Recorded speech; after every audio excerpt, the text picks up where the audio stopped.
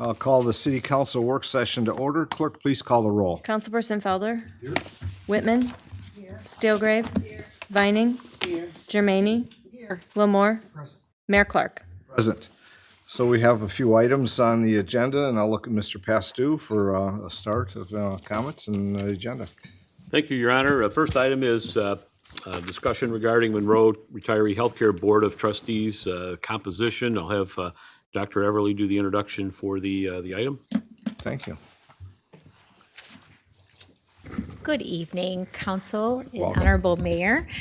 Thank you very much for having us here tonight to talk with you a little bit more about our retiree healthcare fund. So when it comes to our retirees, we have our pension fund and our retiree healthcare fund, and those are two separate funds.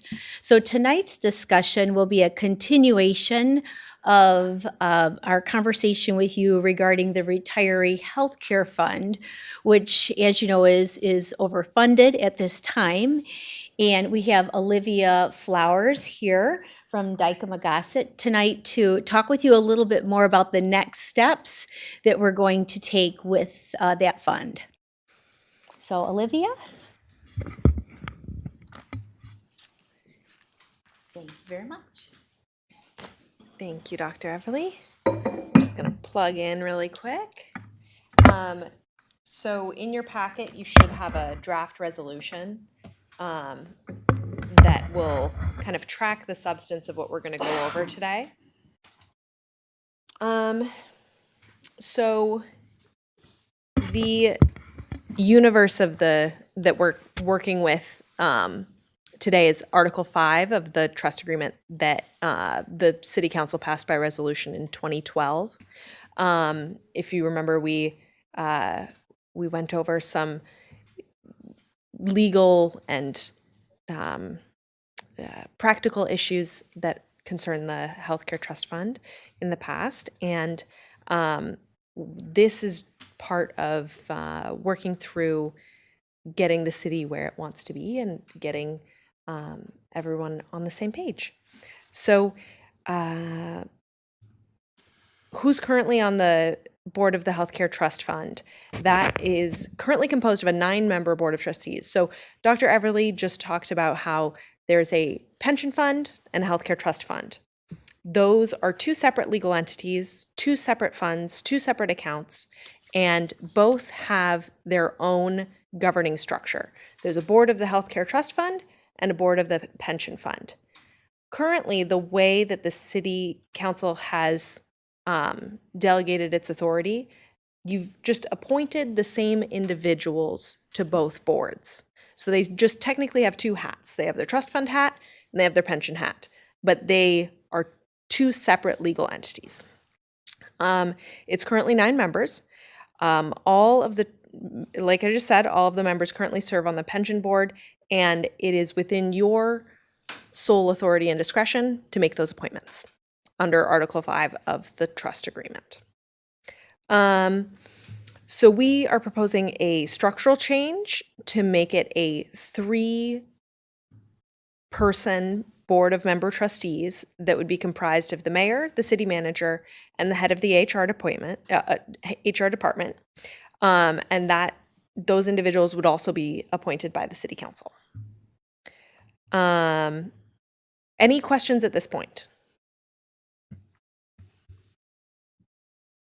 No? Okay.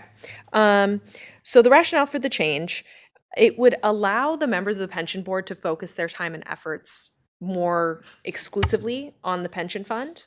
As we talked about, or rather as everyone is aware, the pool of individuals in the healthcare trust fund, it gets smaller and smaller over time. It's a closed fund.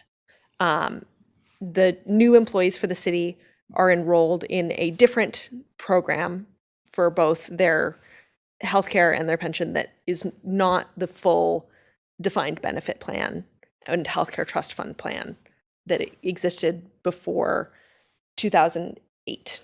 And the administration of the healthcare trust fund gets increasingly unique over time as the pool of individuals shrinks, but also as new offerings and opportunities arise to administer benefits to the beneficiaries. The city transferred over to its Medicare Advantage program and has seen great results from that program. But there's new programs and opportunities that come up, and the idea is that this is a change that would allow administrators to be a little bit more agile with providing benefits and services to the group of individuals that remains. Okay, so moving forward, you have the proposed resolution in front of you. And I just want to be clear that this would not change any of the duties or responsibilities of the members of the pension board as to the pension fund. They are duly appointed. They have their responsibility for oversight of the pension fund, and that all remains intact.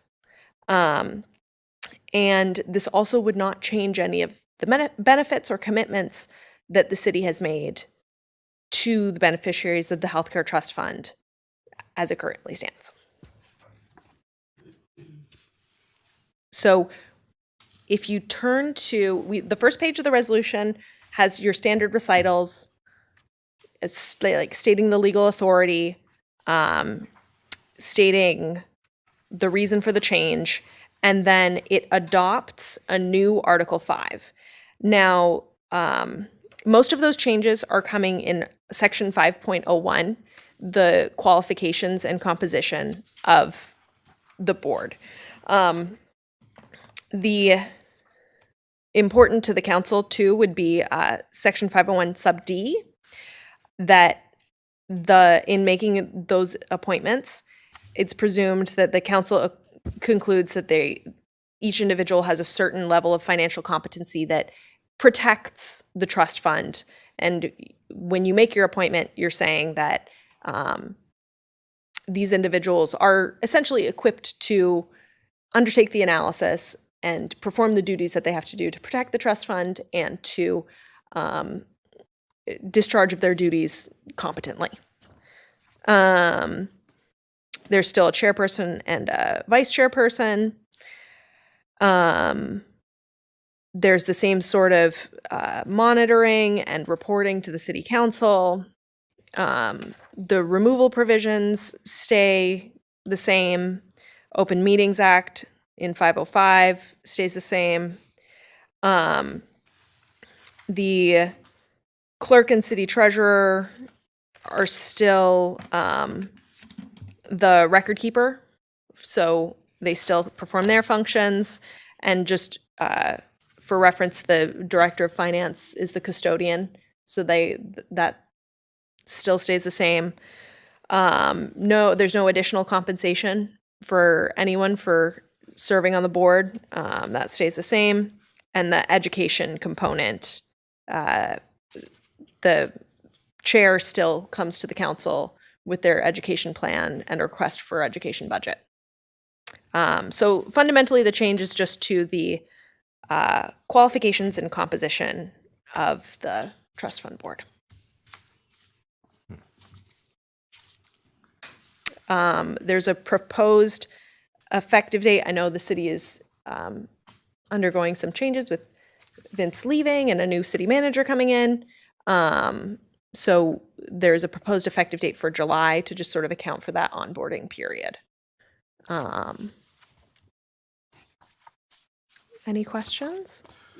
Okay, I'll see if there's any questions, and Mr. Pastu may have some additional information too. I know that we talked about it at one of the earlier work sessions. It's not on tonight's agenda for any action later, but it's conversation, correct? Yeah, if there's any specific questions or follow-up, I don't know if Sure. Olivia. Brian?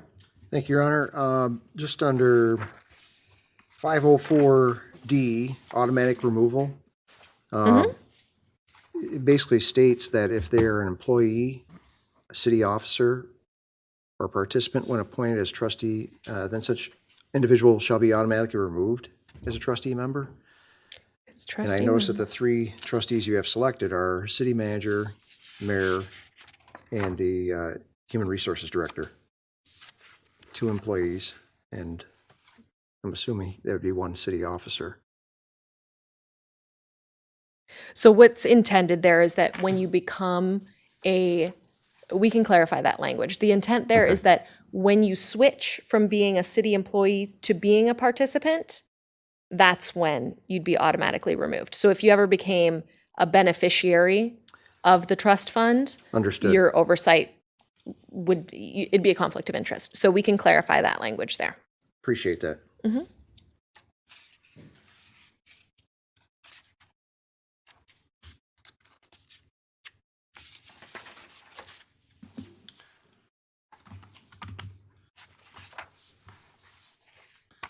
Just wait and see if there's other questions. Andrew? Yeah.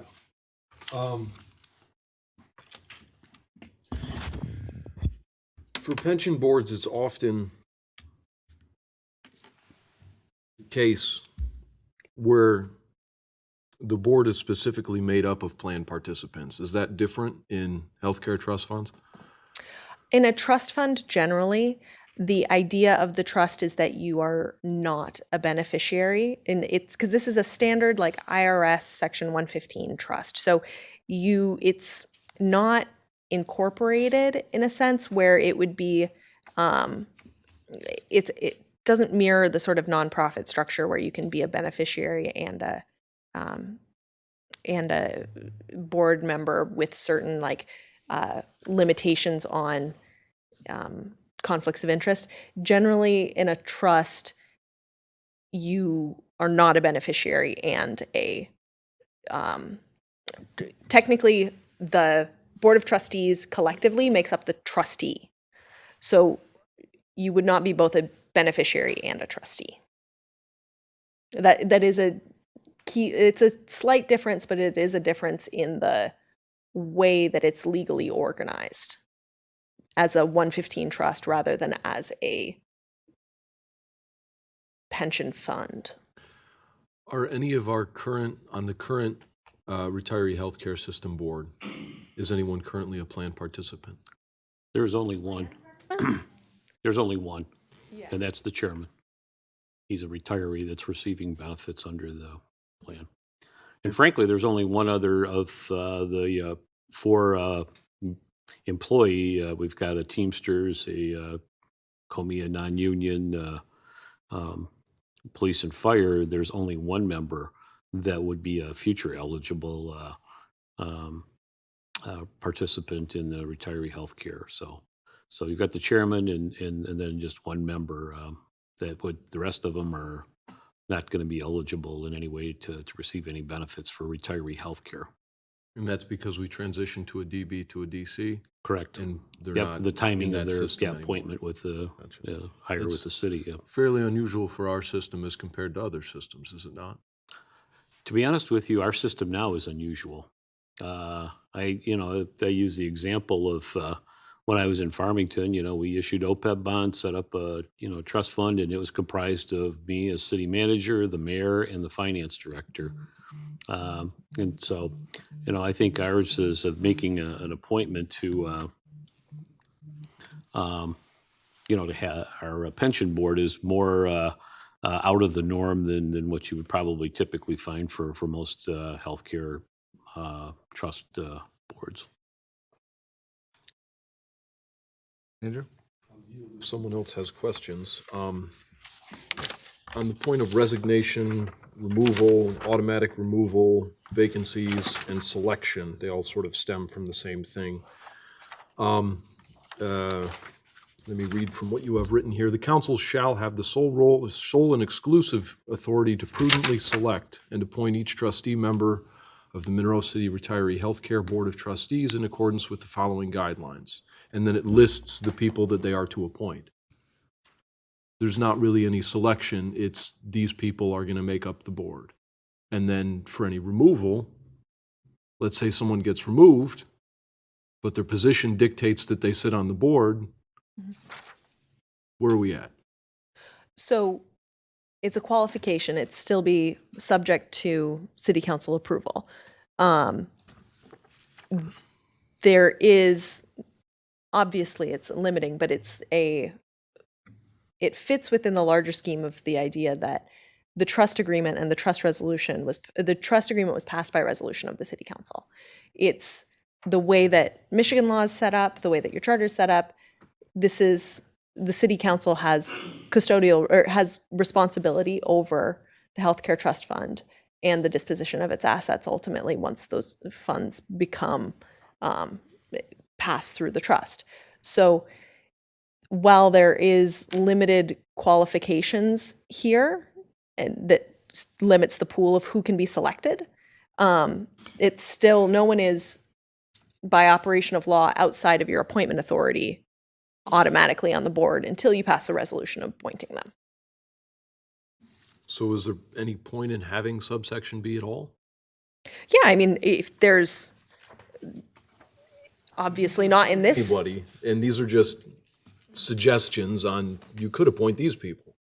I mean, why not just appoint those people and not have the section declaring it? Because it just causes other issues, saying the board of trustees shall be comprised of these following members, and they're made up by not the individuals that we select, but by the role that they have within city government. And then let's talk about removal, but back to subsection B, it says that those roles will fill that position. Two things. First off, there's the constitutional issues. There's, albeit separation of powers isn't as strong on the local level, it's not as clearly delineated, but you'd run into some improper delegation issues if someone was just automatically on a commission that exercises quasi-legislative authority underneath the city council that isn't appointed by the city council. You'd run into a legal problem there. Then number two, your removal provisions for cause still remain intact. Everything, there's great relationships, great custodians right now, but in protecting the future assets of the city and protecting your constituents, it would be unwise to limit this council's ability to remove someone, although they might contain the qualification. If there was some issue of improper disbursement of funds, improper access to funds by a member trustee, the council still retains its ability to remove that person. The seat would feasibly remain vacant until the other removal processes would take their course and someone else would come and fill that position. But it really serves as a protection for both the trust and your constituents to keep that removal provision there. Oh, I'm not saying, I have no contention with the removal provision or the council selection process. I'm sort of like, if those need to be in place, then why are we declaring the positions at all? Let's just remove section B. Remove the removal part or remove the qualifications? No, remove the, section 5.01 trustee members, subsection B. Well, in the same way, it protects the trust by making sure that the people that are on the day-to-day seeing how the benefits are being provisioned, seeing how the fund is being administered, seeing the financial state of the city in a timely fashion, are prepared and equipped to respond to any sort of fiscal emergency, any sort of depletion of funds, any sort of emergency that would impact the fund, that they are there to respond to it on a timely manner. So that's sort of the reasoning behind the selection of those three people. But it assumes that the constituents will, and that the constituents will pick and you will appoint duly qualified people to serve in those positions. So if I may just interject, I mean, I know when we make appointments, usually in January, there's a resolution, and in many ways, it's just you can do a ratification of the individuals that are currently the incumbents in these positions, and that way you probably satisfied the requirement that council has approved it. But, I could see a situation, like, I'll use myself as an example, if I went crazy and did something where I'm under investigation for something financially illegally, you don't want me on the board, remove the person. You still have a quorum with 2 members to operate and function. But I do think it's an easy ratification item, as part of the early board and committee appointments, and then it's there if you absolutely need it. Hope you don't ever have to remove anybody, but there may be a circumstance where that does occur, and so I can see the merits and the benefit of it. Kelly? Just for clarification, so if hypothetically, if you, the city manager, mismanaged some funds and we had to remove you, even though we still had a quorum with you, say the other 2, Yeah. we wouldn't be able to appoint another trustee unless they were a city manager? Back with another resolution amending the qualifications for that board. Currently, I'm just trying to get an understanding. It says the board of trustees will only, it doesn't say only, it says shall be comprised of the mayor, the city manager, and the director of human resources. So if we had to remove one of them, how would we go about replacing them unless we had to? If it was the mayor, he's the only mayor. If we have to remove him, how will we get a full board of trustees without putting another mayor in that spot? So the seat would remain vacant until until that office is filled. I would imagine with any 3 of these positions, of the mayor, the manager, or the human resources director, for a lot of other reasons as well, the city would be pretty swift to fill those positions, call a special election, or make the appointments as needed. But it would remain vacant. There would be a quorum with the remaining members until that seat is filled. But sorry. Oh, we're good. But like, if there needs to be an additional one, that's also a topic for discussion, as Vince just mentioned.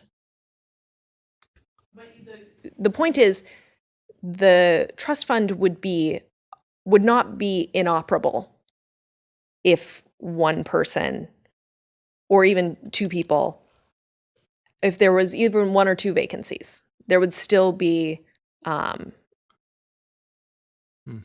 availability I see the mayor thinking. I am. So I think the questions are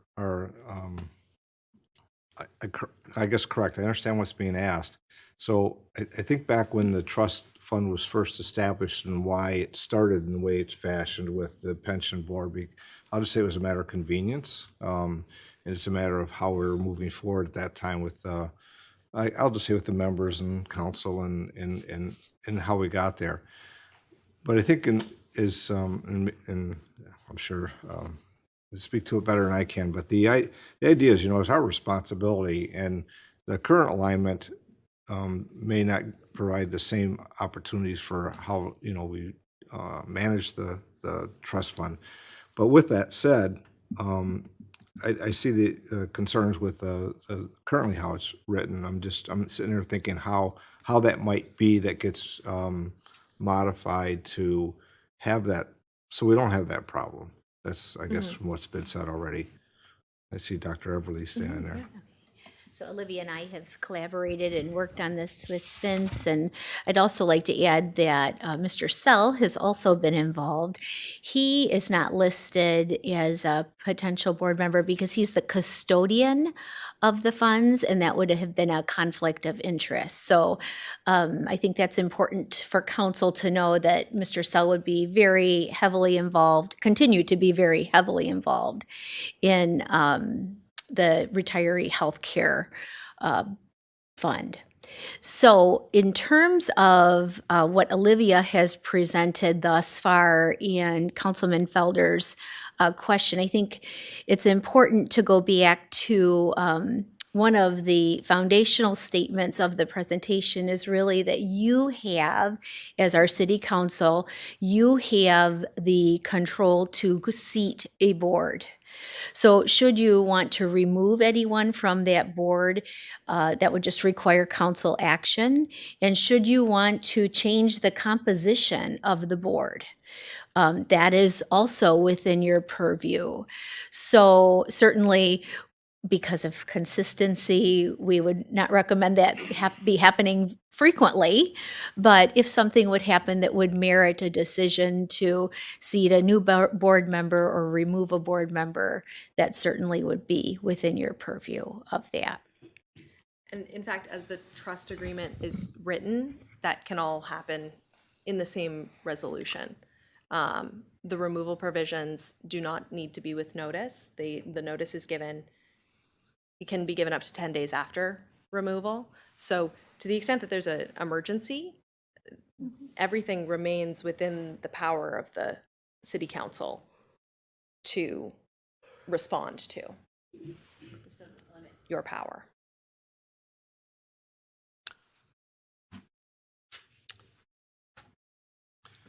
So if I hear correctly, I'm sorry, Andrew, if I hear correctly, there's got to be revisions to the trust from where we currently are. And then the council has the ability to have other considerations other than this evening's initial discussion here, correct? Okay. Correct. Andrew? Well, to the mayor's point, I'd like to get into what issue we're trying to resolve with this revision. If I may take a shot at that and give you a background. Obviously, you're aware of the overfunding issue that we have and some of the challenges from a legal standpoint that exist. We have other long-term financial challenges, related to DTE, but we are overfunded. So we've got a combination of a known future challenge and a potential opportunity to help mitigate that future financial challenge because we're overfunded. And to that extent, I firmly believe that it's important that the city council, working in conjunction with city administration, which includes finance and HR, as well as the Retiree Healthcare Board of Trustees, along with our financial or investment advisors and our legal counsel, all are on the same page. This is a challenge where you've got to navigate through, some complex issues. And I think it's far better having a smaller group that understands and what the long-term implications are. And again, without diminishing whatsoever the benefits that are currently received, but at the same time recognize how you may deploy some resources to help mitigate that long-term impact. It's got to be part of it. I think now the current structure, and there's no indictment on the folks there. They done a good job. If there was no DTE issue, and if we were 75% funded, we wouldn't be having this conversation. But the fact is there's a known problem and challenge, and we have an opportunity, and I think it's best served by making this governance change to navigate through the next several years as we're dealing with it. So that's really what the driver is. And I've spoke with the chairman as well as our investment advisors, both Mayor and I have, along with our counsel with Asher Kelly related to that, to let them know this is what the administration is proposing and the reasons for it. But that's really where I think the benefit of having this change take place. Otherwise, the complexity of some of the issues that we had previously discussed related to the overfunding can get lost with all the other pension responsibilities, which are significant. And I think by having that tangled with some other factors would be doing a disservice to the city overall.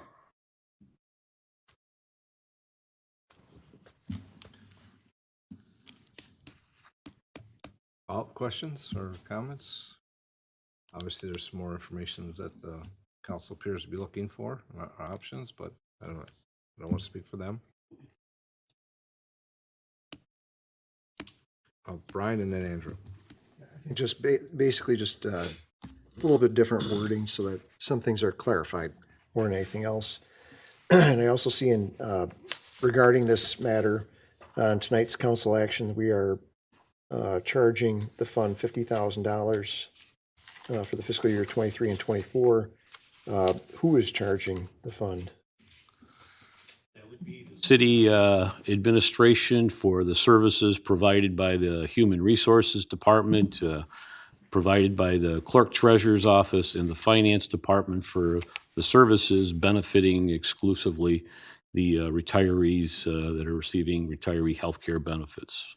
And I think that number is very conservative in light of the amount of time and effort that those departments put toward that service. Just goes back to the departments then, basically. Yep, Split yep. however direction it Exactly. needs to go. Yep. Thank you. Andrew? I'm seeing on page 4 or 5, the first be it resolved. It names the incoming city manager, Mr. Robinson. And on the last page, under the signatures, it lists the current city manager, Mr. Pastu. Is that just an issue of? That's just an an oversight. effective The date? idea is that this would take effect when Mr. Robinson has come into power, Okay. or when he's seated. So that would be at your next, this would be before you at your next council meeting on the 20th for consideration with the, of course, with the changes that have been discussed tonight.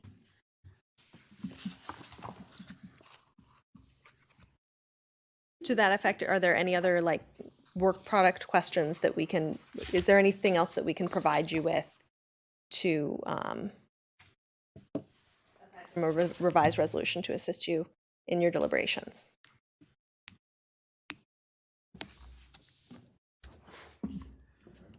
This is part of council action tonight, so are we going to wait for the revision, or are we going to still vote on this tonight? It's not on tonight's agenda, this particular. The other part is related to, I'll just say, payment for services from the city departments in assistance to the Correct. health Yes. and managing. So it's, Got it. it's a separate issue. Thank you. Okay. Other thoughts or questions? I know that we'll see what comes. Vince, anything further? Nothing else to add. I just hope, in responding to Councilmember Felder's inquiry as to why, I hope you understand, I think the presentation that we received a few weeks ago kind of explained the complexities. And I think having set, the three of us sit on the pension board and retiree healthcare board, it's a big it's a big ask, particularly in light of the fact that they have other details that they're not privy to. And I think this would probably be, in some ways, the most effective and efficient way to be able to manage the city and the retiree healthcare benefits through that upcoming challenge. Okay. I'm sure if Vince, there's. would you? I'm sorry. Oh, go so, ahead. I'm Go so ahead. No, sorry, go ahead, Mayor. please. Vince, could you just spend like a minute or two talking about the scope of the sort of demands on the pension fund board's time, or as related to the pension as compared to the trust fund? Well, I think those that, certainly the mayor and Councilmember Felder and I sit on there, and if you, and certainly the clerk has been through a number of those meetings, the vast amount of time that we spend in our regular meetings pertains to the pension aspect of the board's time, if you will. Retiree healthcare has been pretty much, okay, here's what the bills are, we pay it, here's what the investments are. That is pretty much the scope of what they do. Whereas the pension board has a lot more other related responsibilities regarding eligibility, approval of various payouts that go along with it. Rarely do you have that, I can't recall ever, with the retiree healthcare piece. So it is a lot more complex duties or responsibilities that they have than the retiree healthcare. I'm not going to say it's perfunctory, but it's certainly not to the same level as the pension board. And if you look at, you know what the time commitment is. I mean, we can get through a retiree healthcare board in practically 5 minutes sometimes. So. Right.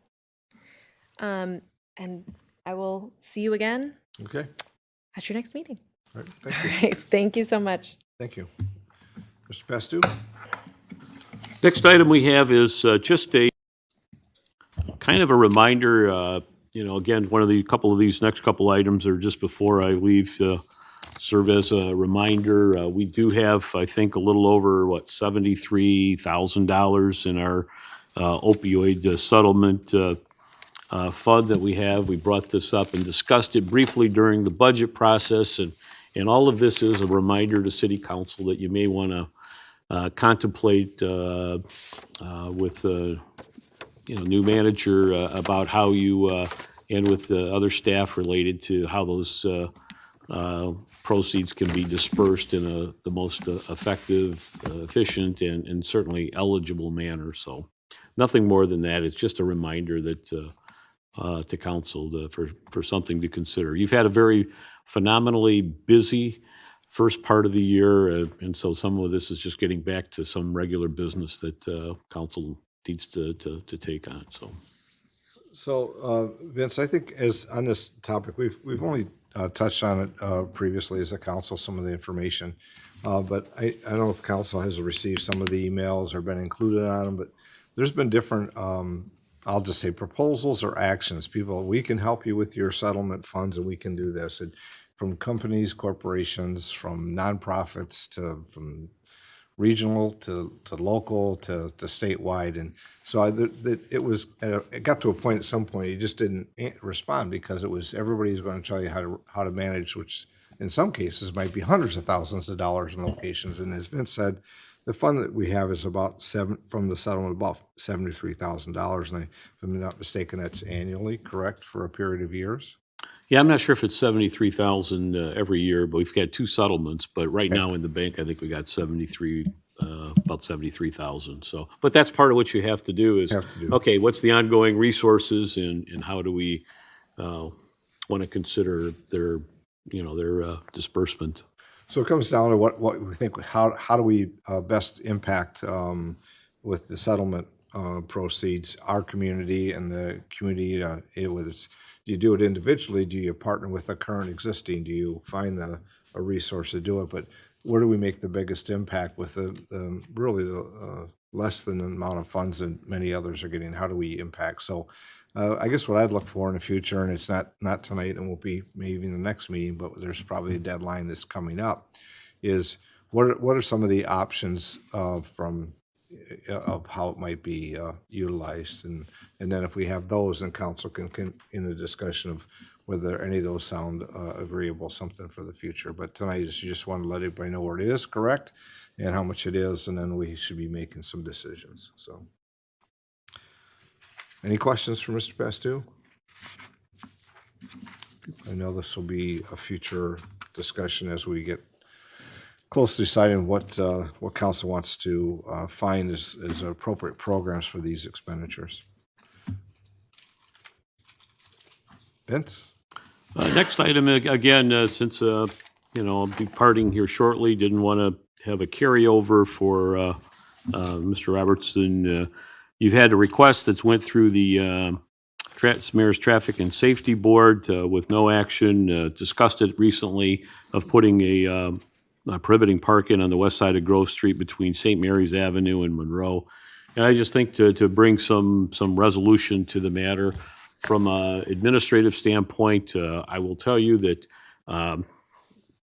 where we do take traffic control devices, there's usually a traffic-related issue that involves that. And in this case here, I just don't see that. It's more of a neighbor-related issue as opposed to where there's a genuine traffic control need to take place. So I know Mr. Lewis is in the back there, as well as the individual that had brought forth the request for consideration. But my thought is unless there's a specific traffic related need ongoing, regardless of who the residents are, then yes, pursue it. But if not, otherwise you could find yourself in these neighbor disputes and difficulties on an ongoing basis, unrelated to traffic considerations.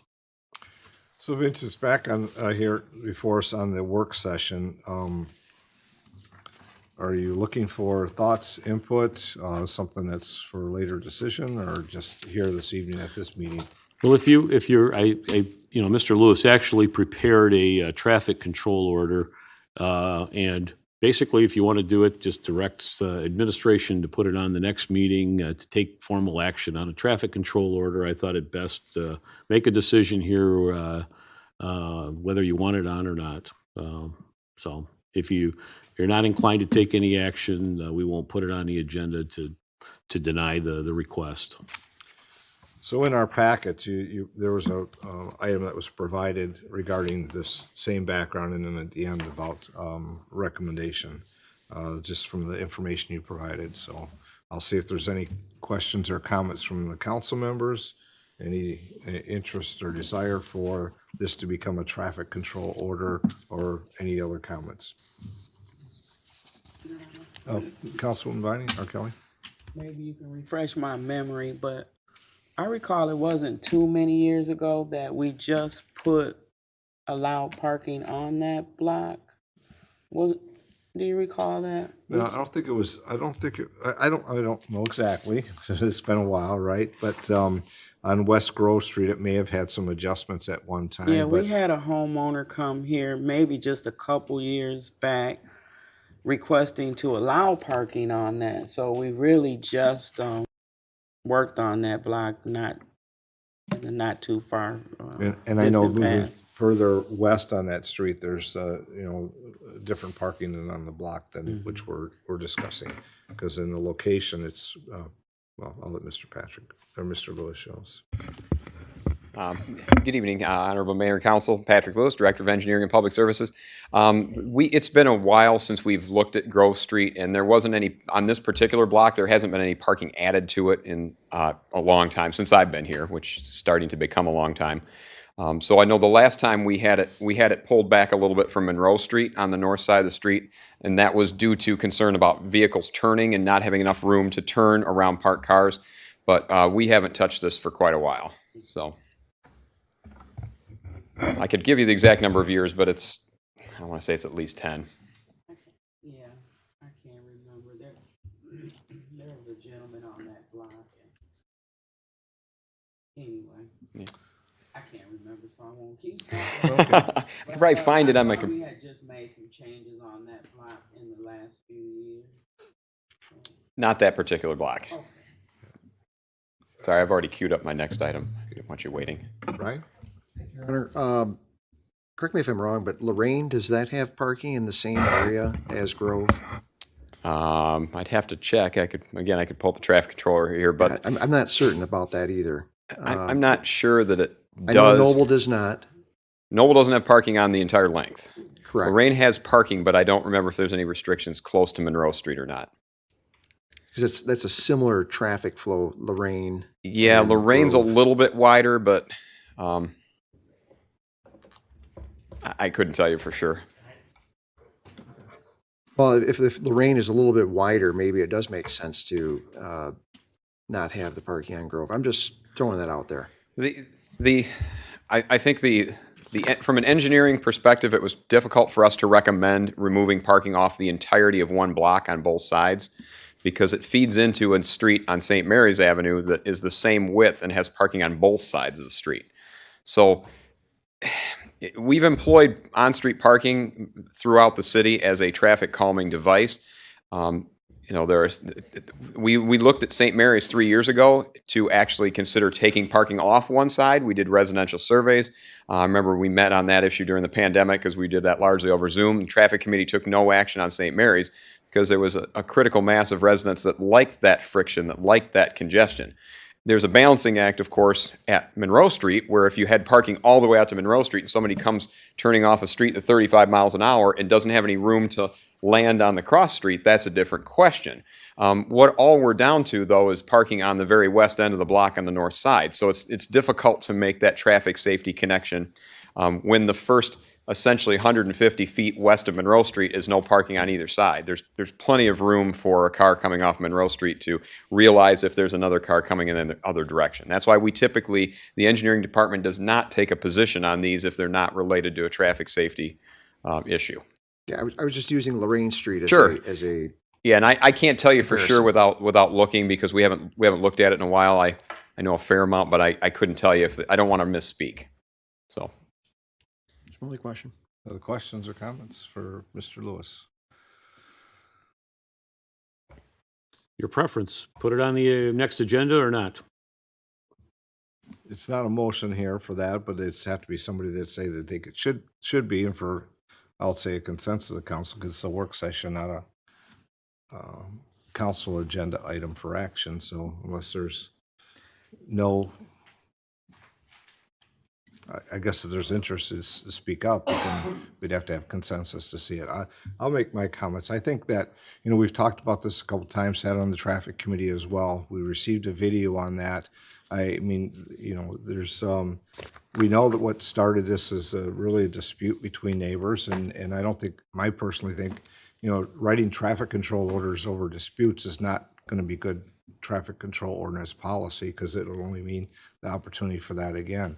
I think that there's space to park there near Monroe Street. Obviously, is why that was adjusted to allow not parking there, just for the reasons Mr. Lewis said. As you get to St. Mary's, and even with the video, we saw that, I won't call it a near accident, but, just because a person drives and cuts the corner, in one circumstance, it wasn't an accident. And, there people at intersections, have to know how to drive to get there. But the dispute part doesn't help me want to then eliminate parking, because then have one resident that wants it and one resident that doesn't want it.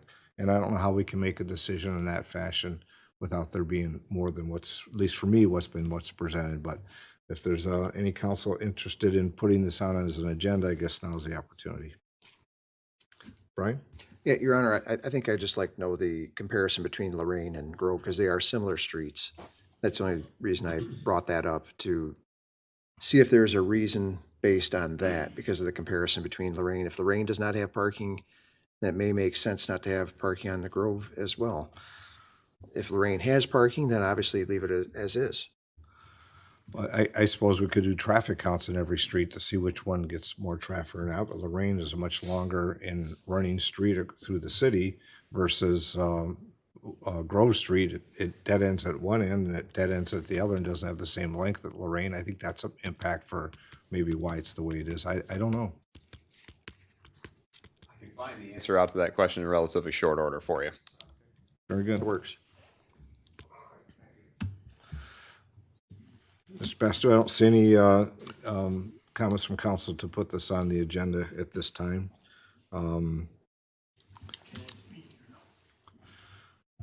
Mr. Patton, what is it you want to speak to? I'll give you 3 minutes. Hold on. Wait till Mr. Lewis is moved. I'll unplug this and perhaps I may find the Is there answer in something 3 different than minutes. what you've just said before that you, okay, please tell us then. The traffic that's coming down Grove Street is causing congestion. Sometimes there's as many as 3 or 4 cars in a line because of one car that's parked there.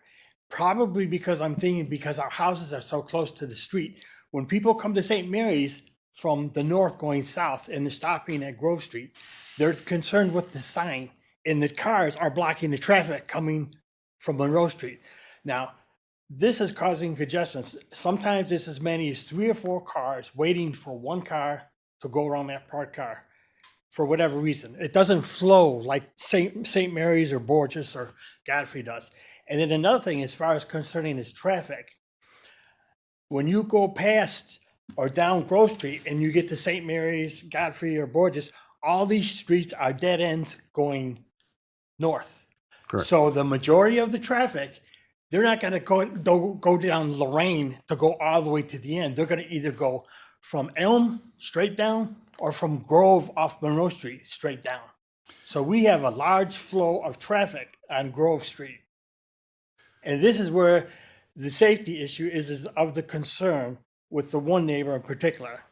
Okay. And now you said something about a dispute, but I would like to remind the city council is that we did have a survey, and there's only 4 people that are qualified to vote in the survey. 3 of them cared to vote, and 2 of them said, no parking. And the two people that said no parking, it's because of safety and noise. Okay, thank you, Mr. Patton. I just want to, That's all I can think of saying that from what I heard. thank you. Anybody got a question? No questions. So this isn't a dialogue. Thank you. Thank But I do want to make a comment, though. The location in which those traffic is coming down there, and I don't know because we're not counting cars, we're not counting who's driving the vehicles. But I think Mr. Patton's comment about them being dead ends, I would say a majority of the people, if not most, are residents of that neighborhood.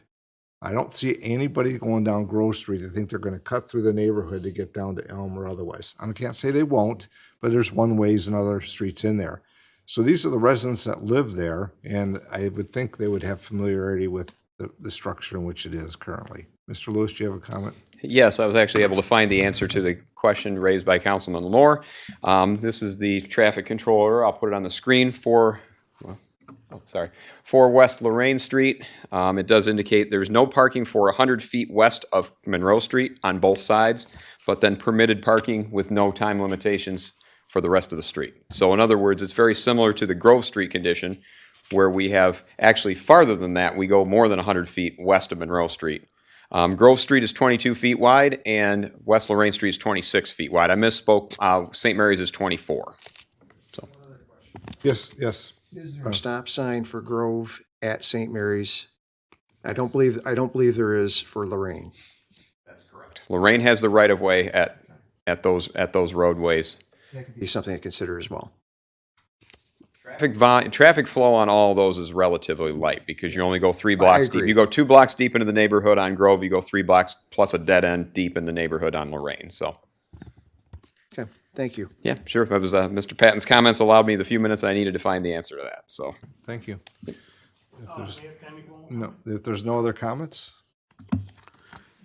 The next item is Mr. Lewis is going to provide an update related to the implementation of the Stevens disposal contract that takes effect here in July. It address single-family owner-occupied homes, multi-unit apartments and neighborhoods, as well as the work that's taking place to get the refuse off the curb in downtown Monroe. So Patrick, if you could. okie dokie. We have so I've got a slide on each one of these topics here. The review of the new Stevens contract. We're going to talk about required container changes to multifamily residential service, downtown common dumpster additions, the bulk pickup process, additional yard waste, 1 week, smaller and additional cart options, and transition details, timing, and then our communications plan for rollout of this contract because we are less than 4 weeks out. So. Okay, so required, and many of these things are things that I have presented to the council before as the course of the discussions here, but I wanted to summarize these and put these in one place, and we may actually put this presentation on the web page as well. So the required container changes, as you know, we're moving from bags to cart collection only. So each property will, single and multi-unit residential, so we're talking about property here, a parcel of land, will receive 1 96-gallon refuse cart. The single-family and owner-occupied duplexes also will receive a 96-gallon recycling cart. Now, note that that's a single-family and owner-occupied duplexes only. Those are going to be delivered by Stevens the week of June 26th. Those will go automatically. We've got a mailing list of every occupied property. We think it's correct. We think there's always going to be a couple that might fall through the cracks, but we believe we have all parcels accounted for. We've set this up that we're going to still continue to collect bags through August 31st, and I'll get into that reason. We've talked about that before, but that's to provide some grace period for residents to determine their need for an additional cart. So you don't know how much this 96-gallon holds and whether that will meet your family's needs until you've tried it out for a little bit. So if it doesn't work and you need additional capacity, we're going to still let you put bags out while you're sorting that out over the next couple of months. Changes to multifamily residential service. And these were rolled out at a meeting we also had. We directly invited anyone who owned multiple family residential dwellings to a meeting on May 24th. So we talked about this. We presented this to them as well. For multifamily residential, so that's duplexes and up, all the way to 8, which is the largest we have short of a commercial apartment complex. Each property will receive one 96-gallon refuse cart regardless of the number of units. So if you have 3 units, you're still only getting 1 cart if that's one property, 1 parcel of land. We're only delivering recycling carts to owner-occupied duplexes. The others are not eligible. And the city manager has delineated before, when we were passing the resolution, why that is, because we have a much higher contamination rate. It's much more difficult to police the multi-units with recycling, and we do pay a surcharge for over 8% contamination. Bulk collection at this point is not included. We are evaluating some possible drop-off disposal options that might involve city DPS, although there's some logistics that need to be worked out. So at the present time, multi-family residential is not eligible for bulk pickup. Again, excluding those the owner-occupied duplexes. That's where the owner lives in one unit and rents the other one out, because some of it's about being able to control properly the stream. Property owners can only, now that not the tenants, but the property owners can request additional refuse carts, which they'll be billed at $120 per year to the property. And the form is now available online, and there's a QR code that was with the letter that was sent to those landowners. Same as with everyone else, we'll collect bags through August 31st to allow those owners to determine the need for additional carts. We did write into the resolution that if you put excess waste out, bags, bulk items, when you're not entitled to it, we have a $75 minimum charge, or actual cost if higher. There'll be a collection cost for excessive refuse, and we're not required to give notice to the property owner on that. One of the things that we started in a trial fashion 3 years ago on the west side of Monroe Street, sort of West Front Street between Harrison and Monroe, was the use of common dumpsters. The city is paying the cost for those, and all of those businesses were using those dumpsters so that we don't have refuse on the street at all in that area. And that seems to be working out pretty well. We had a few hiccups to start, but that part of the parking lot, the riverfront parking lot, has a number of open spaces. So we're using common dumpsters, and I've got a map that I'll put up here in just a minute. We want to expand that now to the east side of downtown, between Monroe and Macomb Streets, basically East Front Street between Monroe and Macomb, and Washington from First to Front. We've spoken to all of the current dumpster owners, and the dumpsters are in the alleys, basically running between First and Front Streets. There's one that runs between Monroe and Washington, one that runs between Washington and Macomb. So we've spoken to everyone who currently rents a dumpster, and that dumpster is occupying our alley right-of-way. Just let them know what we're doing, and we're going to be starting July 3rd. We've not yet notified everyone that'll all come out this week. But we found that will not require a net increase in dumpsters. So we're not having to add more dumpsters. We're going to be taking over the billing on those, and those will be open for common use. Vince and I talked about this somewhat extensively. The north side of Front Street has some difficulty because there's no place to put a dumpster on the river side. There's no place we want to put a dumpster on the riverside, let's put it that way, without making it stand out. So we're going to offer the businesses in particular, because they'd be the first floor tenants. The businesses on the north side of Front Street have the option, if they'd like a cart, they can get a cart and use that instead, so that they don't have to cross Front Street and then head down the alley. We think that there's some businesses that might have to go as far as 300 or 400 feet to the nearest dumpster. So they'll have to ask for those, and we'll include that in the letter. They won't get them by default. We do still have some small exceptions downtown that we're going to work on because there isn't a dumpster conveniently. We're going to work on citing those, and I'll show you the map in just a minute there. And those are in particular are West First Street. So here's the map we've got right now, and I don't know if my mouse will show up, but in the blue is the existing areas we have going to parking lot dumpsters. And as you can see, we've got some sections on the southwest corner of Monroe and Front that do cross the street into the parking lot to carry their refuse. At the present time. And we've got them assigned to a dumpster. Realistically, they can use whichever one they want. Moving over, the red and the orange are what we're going to be adding to those new common dumpster areas. And so the red will use I've got little pins, but I don't think you can see them very well, where the locations of the dumpsters are at present. So, for example, Amaya's has their own dumpster, and that's serviced twice a week. That would become a common dumpster, and we're going to look at whether we need to service that 3 times a week. For example, if that's the most convenient one, that might get the most use. Some tenants, for example, Martin Shoe House has one that's picked up once a week, and it's got very little usage. So rather than have individual businesses that have to pay for an underutilized dumpster, the plan is we're trying to spread this out in a more common fashion here. Now, that would be something that's billed to the city refuse contract. But we're trying to improve the community appearance by not having bags on the street downtown. And that's been a common thing that people said they want us to try to improve upon. So the red and the orange will have their own blocks of common dumpsters, and the people in the purple on the north end, which I know includes Councilman Lamore's business, for example, would have the option to use those common dumpsters in the alley nearest to them if they choose, or if they want to request a cart. Challenge, of course, being if you have upper floor residential, how do you get a cart up and down the stairs? So it would probably be the businesses themselves that use those carts, but that is part of the challenge of why we can't use exclusively carts downtown, because of those second floor residences that have no place to put it. The areas in the green that we still show up there will still have at the present time curbside collection, but I can say the one block south of First Street between First and Second, Monroe and Washington, we could look to do a common dumpster in the Dorsch parking lot, for example. We haven't done it yet because right now there's only one city dumpster. We want to kind of survey some of the users and see what that might entail. But those are areas that we're going to continue to target moving forward. But they don't have a lot of, they don't have quite as many complications. And those would be able to, by and large, with a couple of exceptions, use those carts to avoid having bags. So we'll continue to work on this to try to get all of those areas into some kind of common dumpster in the future. So I think that covers that.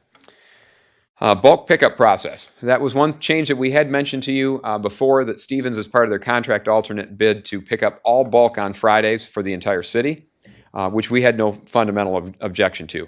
The only challenge with that is if there's a week with a holiday in it, that would actually push collection to a Saturday.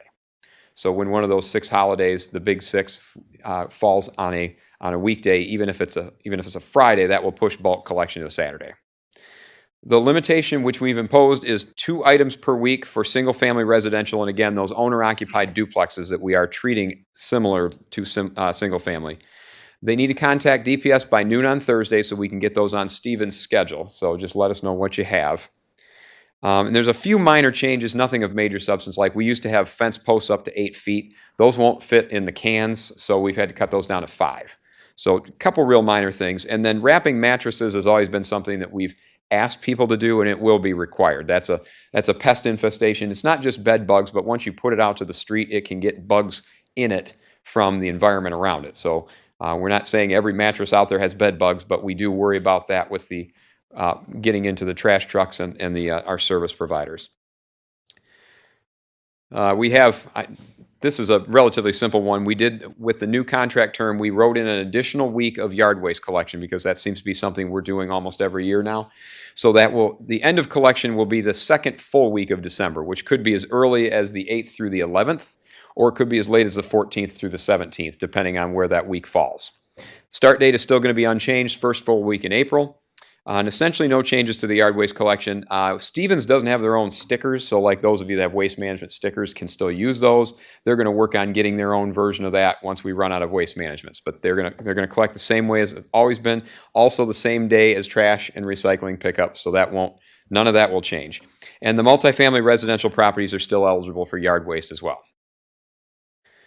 Smaller additional cart options. This has come up already. We've got, I think, 6 requests for smaller cans, and I know Towns on Front Street is going to have a bunch as well.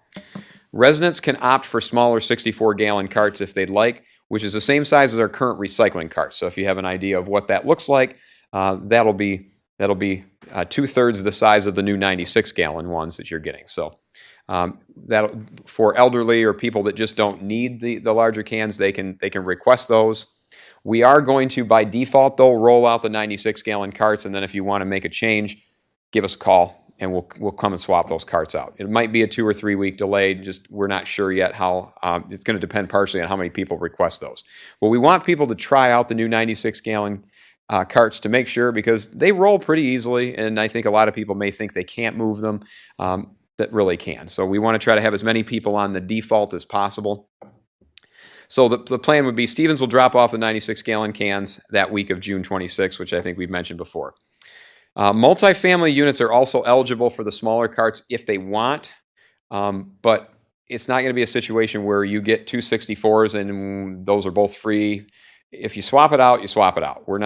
The bookkeeping is very difficult on that one. So if you've got a multifamily unit that wants a single cart and they want to go to a 64, that's fine too. We've begun taking requests for additional carts at the multifamily properties.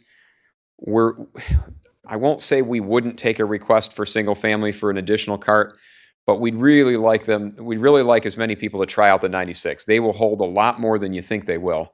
And so rather than deploy a bunch of additional carts that we don't need to, especially if we're charging for those, we'd rather have you try that 96 gallon out because it'll hold a lot more than you think. Transition details and timing, we've talked about this before. The week of June 26th, Waste Management will collect the current recycling carts that week. Please set them out. If you're not going to be home that week, and we know that with the holiday, the 4th of July holiday, that may be a challenge for a few people. Please have your neighbor set them out, something like that. Because if they don't, Waste Management is not going to make a second pass. DPS will likely be mopping up carts that are left behind. If people say, oh, I didn't get the notice, I was gone for a month, we're just trying to minimize the number of things we have to come get because that's going to be staff labor we're going to have to pull off of other things that we're doing. We can't expect Waste Management to run through the city 4 or 5 weeks in a row trying to get any stragglers. So that'll be a situation where if they missed yours, call us and we'll come and pick them up. But we really want to minimize that. If you have any of the old hand bins, the 18-gallon ones, you're free to keep those if you want. A lot of people use them in the garage to store them, throw them out the door, and then they can dump them in the big can when they go out.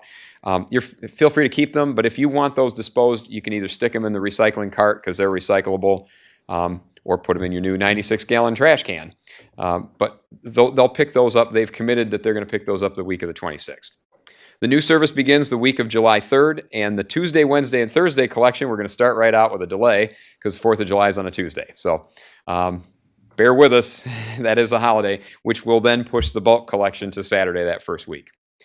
The curbside bag collection downtown is going to end immediately, though, on July 3rd. We will give you the option for the common dumpsters. You can use those right away, so there's no reason that you need to have trash bags on the street. So the week of the 4th of July, hopefully downtown is going to look significantly better without loose bags. And as I mentioned, the other areas have that grace period for bag collection through the end of August. We thought 2 months was a good enough time. Okay, communications plan. I've got examples of the flyer up here too when this slide is done. We're mailing a new service flyer tomorrow or Wednesday, depending on when we can get them the check for the postage, to roughly 6,300 single-family residential dwellings. They will get one flyer. Multifamily will get a different flyer. So we've got those already printed. They're going to be dropped in bulk mail.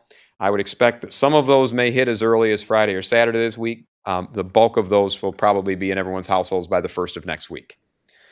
As I mentioned, we met with landlords on May 24th to explain the service changes. We notified roughly 400 property owners as a part of that mailing. Some of them are duplicates. They own multiple properties. So as I mentioned, they will receive a different flyer with service standards. We're just going to mail that from City Hall tomorrow or Wednesday because it's not nearly the number of them. We want to do a letter with that explaining again to the landlords that weren't able to attend the meeting in a little more detail than your average resident would need on the single family side. We expect the landlords to notify your tenants. We're not sending flyers to unit 1, 2, 3, 4. We don't necessarily have all the addresses, and that's, again, the responsibility is being shifted from our commercial landlords to be responsible for their service to their tenants. So that's something that Vince and I have stressed over the last couple of months. The East Front and Washington building owners and occupants will be sent a letter about the common dumpsters around the same time. All of this should go out this week. And staff, we've talked about going around door to door with the downtown businesses and just explaining it to them. So we may do that as well, as sort of a community outreach. Just wanted to let you know on that. We'll have everything uploaded to the webpage within a week, and then communications department will post these on social media at the time that she feels is appropriate. So the communications plan should be rolled out fully at least 2 weeks before the service starts. We didn't want to get it too far out because some people forget, they lose their flyer, things like that, but we didn't want to be so close to it that people have a lot of questions. We're getting a lot of calls already on some of the details on this. So the first flyer is going to look like something like this. This is one of the pages with the mail spot there on the trash can. We've got a feature on there, what's new, what's staying the same, discussion on bulk items and other questions. This will be kind of the first page is to your right, the last page is to your left there. This is the way the flyer is going to look. That would be the inside of it. Give you some timing on the change, refuse requirements, recycling requirements, where you place your cart, the holiday schedule, and yard waste guidelines. And again, much of the service standards are staying fairly identical to what we had as far as what you can put in there. Yard waste standards, not much of that has changed. So, but we wanted to do a new flyer on this one. And again, I thank the communications department for all their help, and especially Tanya on my staff too for helping wrestle a few of these things to the ground, particularly with the downtown dumpsters. That was a big help. And then we have a separate flyer. This is just a one-page one because there are a couple of things, as we mentioned, that the multifamily are not eligible for, those being bulk pickup and recycling. So we were able to put this on one page, and this will be mailed out with a letter. So we've got that highlighted as multifamily residential units up in the upper left-hand corner. So that's sort of a summary of where we're going, and I wanted to make sure that was put together in a comprehensive fashion for all of you to see. And like I said, we could probably even put this presentation up on the web page as well, just sort of explaining those in detail besides just the flyer. So, Mr. Pastu, have I missed anything? I think you got it. All right. Questions? Well, it's a lot of information, so I'll start with Michelle here. So the week of the 26th, you have your recycle bin and you have recycled materials. And are they taking the recycled materials? Yes. And then taking the bin at the same time? They're dumping the bin. There's still some debate with Waste Management about whether they're actually just going to crush up the bins or load them up some other way. I think they are not super keen on loading them all up because they don't seem to have a place for them. Mm-hmm. So I think they'll probably follow in a crusher truck. But yes, they will dump the recycled material. So yes, you may fill them up that week. Okay, the next question is people that use the regular garbage, plastic bins for garbage Mm-hmm. that are waste paper, they pick up now. What happens with those? Those will not be picked up. They're only going to be picking up the 96-gallon cans. Can they recycle them? I believe so, as long as they're empty. I think they can put if they have you're talking about the smaller garbage cans. Yes. If they're done with them, they don't want to use them anymore, if they're in marginal condition. Yeah, those are recyclable. They could probably put those in the recycling cart. All right. Yeah. Thank you. I should probably add those somewhere. Thank you, Your Honor. As far as the optional cart for the business on north side of Front Street, is that going to be still at the curb or is that Yes. going across? Okay. Yeah. All right. And will they be allowed recycling as well? I think that was one area where we were still having a little bit of heartache about. I think initially that the best option is let's get the refuse off the sidewalk and into the carts, and then can evaluate afterwards the recycling piece. I'm not sure that Stevens is running a recycling route down in the downtown area at this point, and we don't have any other recycling area for them to pick up just yet. Just yet being the operative word. So just whatever I have to recycle. Go put it in the Trash for right now. Got it. Yep. Okay. And do residents have the option of keeping the carts that they currently have? Does Waste Management want them back? Well, I would say we are not going to have the recycling cart police come around and say, this one's not accounted for, where is it? But I mean, I don't know that we want surplus. I mean, if the resident has a use for it and they don't want to put it out that week, we're not going to say anything. But people need to keep in mind, though, if a year from now they sell their house and the new owner says, well, I don't want this thing, the city's not necessarily going to come back and pick it up. So once you make that decision, you're going to keep it. Like I said, DPS will probably run the streets a couple of weeks, and then after that, you're going to have to call us and tell us that you want it picked up. But we're not going to be in the business of picking up carts indefinitely. Yard waste, as far as the limitations on that, what are the limitations as far as a cart goes for that? As far as a cart goes, you can't put yard waste in the cart, but there's no limitation on number of bags. So it's the same as it is now, where they will still dump the cans as part of the yard waste. They'll take bags, they'll take cans. There's no change in that. Okay.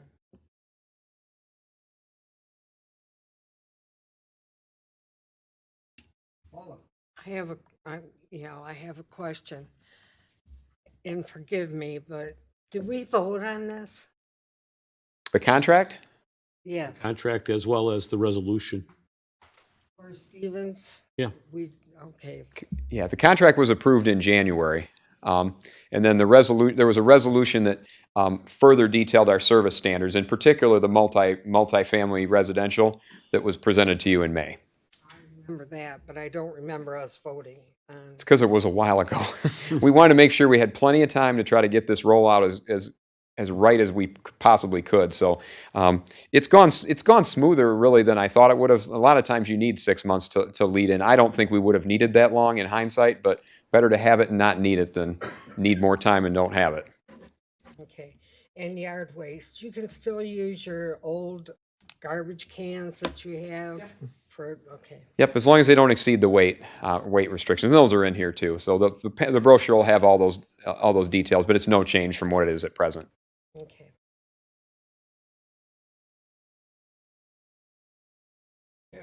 And then everyone's days are staying the same. If your day is Wednesday, your day is going to remain Wednesday with the exception of the first week in which everything's going to be bumped because of the 4th of July weekend. Right, that's correct. No change in days. I appreciate you bringing that up because we didn't really highlight in the presentation because it wasn't really new, but yes, your days are staying the same and the holidays are staying the same as well.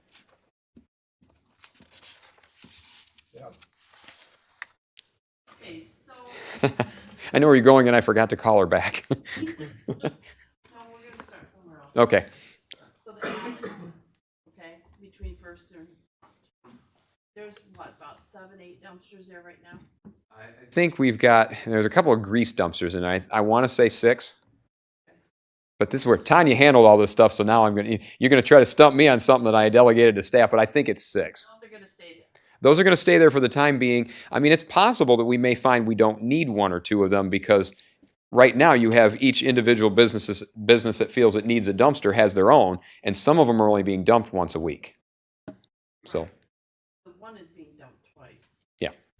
But, so those dumpsters are, just like one particular size. Can they put a bigger one in there maybe that it would be able to dump or no? I don't think we can get much bigger than we are because it's so. They roll it out into the alley and. Yeah, they still have to roll it out as it is. So it's got to be the size that they can actually physically roll out. So Now, is it possible that they can actually do, taking one of those and putting a recycling dumpster there?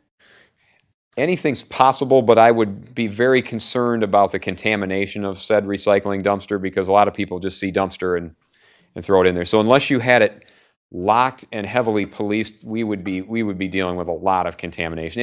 It's one of those things that we would love to be able to do it, but the reality on the ground is it probably wouldn't work. Well, there was a mattress down there, so you might want to have someone go and get it. Okay. Well, that's definitely where they're putting their bulk, I guess. Now, you brought up towns on front. Yep. Okay, so most of their garages are behind wherever they are. Mhm. Okay, so they have to wheel them all the way out. Is Michelle here yet? Not yet. I expect her to be here this evening. Just in case. She and I will have a discussion on that one, but a city manager and I talked about at least coordinating with Stevens to try to let them all wheel out to where the alley intersects the street and pick them up there. That'd probably be the perfect. You're going to have a cart row there, but that would definitely be easier. I know Towns is a fairly unique. It's 1 day a week. Yeah. We're going to look at options on that, and I've already been told that the vast majority of towns want 64-gallon carts. So we're gonna deal with that before we get the final list is due to Stevens on Wednesday. So we're gonna try to get as many of those so they can roll the 64s out right now to them. But I'm glad we're getting the garbage up off the street. Yeah, I think it's gonna make a big difference in community appearance. Thank you. Questions? Yeah, one last question. If we roll our cart out and we do take a cart, it's going to be the same garbage day or not Yes. for downtown and Front Street? Okay. Yeah, it should be because we're still going on the zones because they also still have to empty the on-street trash cans too. You know, the ones that people just casually throw trash in. They're still going to come through and do those just as they always have. And I can tell you that I do have problems with people just dumping trash in front of my business. So how do we handle that? Knowing that I'm still going to have a cart out there, they're thinking it's free game. They're gonna put it like it's Lemoore Printing putting their trash out there, and it's not. Are you talking about just the filling up the waste receptacle? Yeah, no, it's just bringing it and dumping it right there. Right in front of our business. Well, I think for the time being, let's see, you know, Deal with it first and see where it goes from there. yeah, that's really the best you can do. It just, we know there's going to be some folks that are going to try and skirt the process, and I'm just pointing out that because we have the carts there, Yeah. people think that it's fair game. They're gonna start tossing it out there. And that's what we're trying to avoid. I mean, that could theoretically be true for any property, and I know Right. that was raised by a couple of the landlords saying, "Well, what if somebody comes and dumps on my frontage?" I mean, that's always been a possibility. Now, with Just trying to think of a place to put the carts so they don't, yeah, they're not out front. that would be the drawback to why you wouldn't want to necessarily take a cart. But I know we try to strike a balance between not forcing people to walk 400 or 500 feet to the dumpster and crossing Front Street with their trash. But that is a valid point. Trust me, it's legitimate to have a cart because without the recycle bin having all that paper in it, it's gonna make a huge difference in the trash. Yeah. Last questions or comments? Okay. thank you, Patrick. One last item, if I may, Your Honor. Just talk about a review of regular meeting agenda tonight. At our meeting back on May 15th, the council made a motion to schedule the public hearing for the sign ordinance as well as consider a second reading and adoption for that. And because of the way the motion was, made, we posted it on the agenda in a similar manner. But administration would like to hold the public hearing, but not to take any action. I should have chat with the city attorney prior to that and the clerk, whether you want to remove that item, which would be, sorry that I didn't put the item number on there, but what is it? Yeah, whether to remove that or just, I don't know if you want to table it when you get there or. Your Honor, excuse me, I would say from my perspective, it's probably better to go forward with the action since there was the prior motion to have it on the agenda. And if we're not going to take action on it tonight, then to postpone it till the next meeting or table it for future action, whichever of those might be appropriate. And I think a motion to postpone that would probably be the most appropriate. I heard you correctly, to postpone it, it would be coming back to the next agenda. If it's table, it's Generally, I like if we're going to postpone to specify the meeting that we're going to next have it at. I think that's the cleanest so that everyone's clear. postpone it, but have a date, whereas table would automatically come back to the next meeting.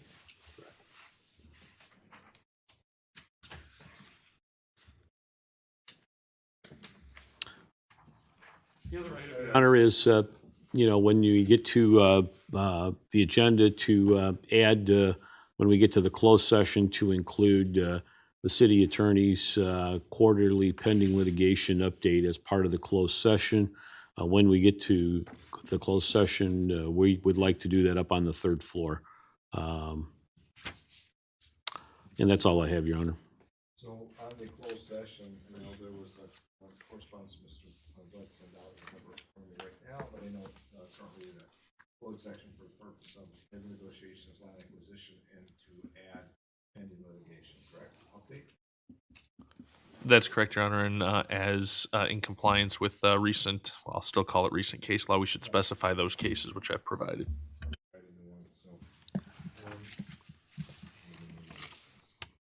So just to clarify, we just got a couple minutes here.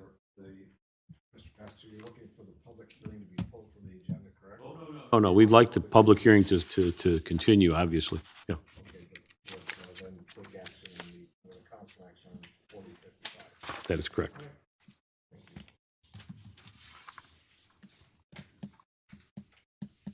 Other questions of the agenda from council members, from Mr. Pastor, before we adjourn?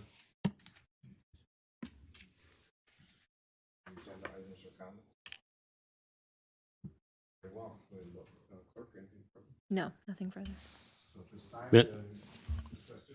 I think, Your Honor, I was just going to say, I don't think that we had on the agenda, but given that it's a separate meeting, we should have if there's any public comment. I just do recommend that typically. Public comment from those present or receiving. Yes, sir. Now's the right time. Thank you. I don't understand what happened. Can somebody explain or what I can do or can't do? And I also wanted to ask you, am I allowed to talk to each council member individually, like call them or email them? Or is that something that's, Also they have phone numbers and they have emails, and I know that residents reach out to each of well, us. you told me on the phone something about, Yeah, or an email, you can send. okay, You so, just can't take action and start deliberating or making decisions or calling each other, but we take calls from residents. can you tell me what happened on my issue or petition? That's two, or Mr. Bud. Is it dead in the water? the request was, City Council, do you want to put the traffic control order that was requested on the next council agenda for June 20th? I got no reply, so therefore, procedurally, I guess it's not going anywhere. It's dead, the request that you made, so. Am I allowed to apply again? Um, I'm not sure there's anything that stops you, whether it gets any different consideration. I can't Well, I tell might you. have new evidence. I know now what you're looking for. And it's not a dispute. Okay. Okay, thank you. Other comments from those present here this evening? Comments from those present, this is under the work session, not the meeting. So I think I think you're waiting for the public comment on the meeting, I believe so. Then you can, but I don't want to take away from anybody's opportunity to speak here from the work session topics or items. Correct, Mr. Buds? Okay. See no other comments at this time? We'll close the work session. We have about 4 minutes before the meeting starts. Thank you all.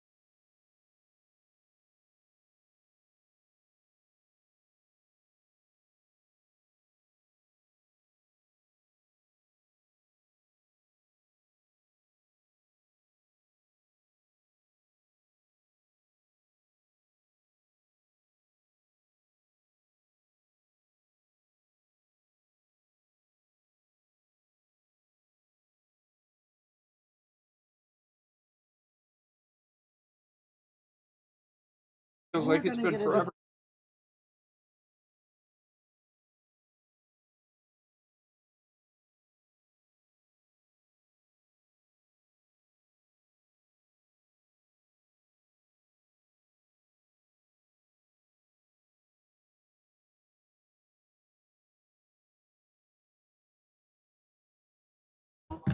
We haven't gotten any applications, so I was just wondering.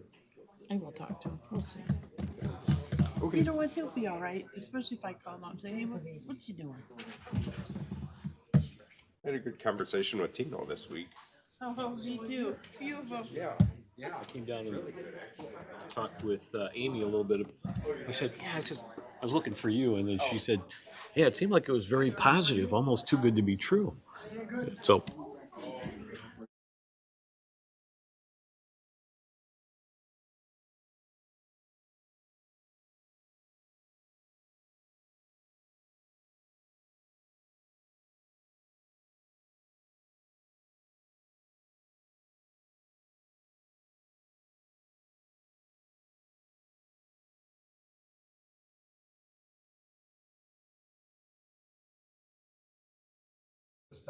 At this time, I'll call the city council meeting to order. Clerk, please call the roll. Councilperson Felder. Whitman. Steelgrave. Vining. Here. Jermaine. Lamore. Mayor Clark. All please rise for the invocation. Remain standing for the Pledge of Allegiance. Our deliberations and discussions this evening. May our efforts promote the good of the residents of the city and all who visit.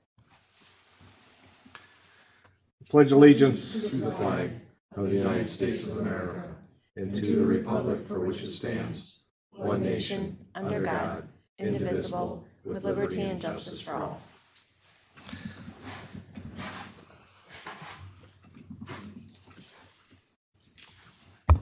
Clerk, first item, please. First item on the agenda is approval of regular agenda. Mr. Pastu, any adjustments? I have no amendments, Your Honor. Okay. Looking at council, I don't see any adjustments. Next item, please. We should take a motion on that and approve So it. Your Honor, I'd like to make a motion to approve the regular agenda. Second? Motion by Councilman Lamore, supported by Councilman Felder to approve the agenda. Clerk, please call the roll. Councilperson Felder. Yes. Whitman. Steelgrave. Vining. Yeah. Jermaine. Yes. Lamore. Mayor Clark. Next item, please. The next item is the consent agenda, and for approval of payments to vendors, the amount should read $1,869,050.14, 1869050.14. Thank you. Are there any items on the consent agenda that council wishes to have pulled for further discussion? Any items on the consent agenda?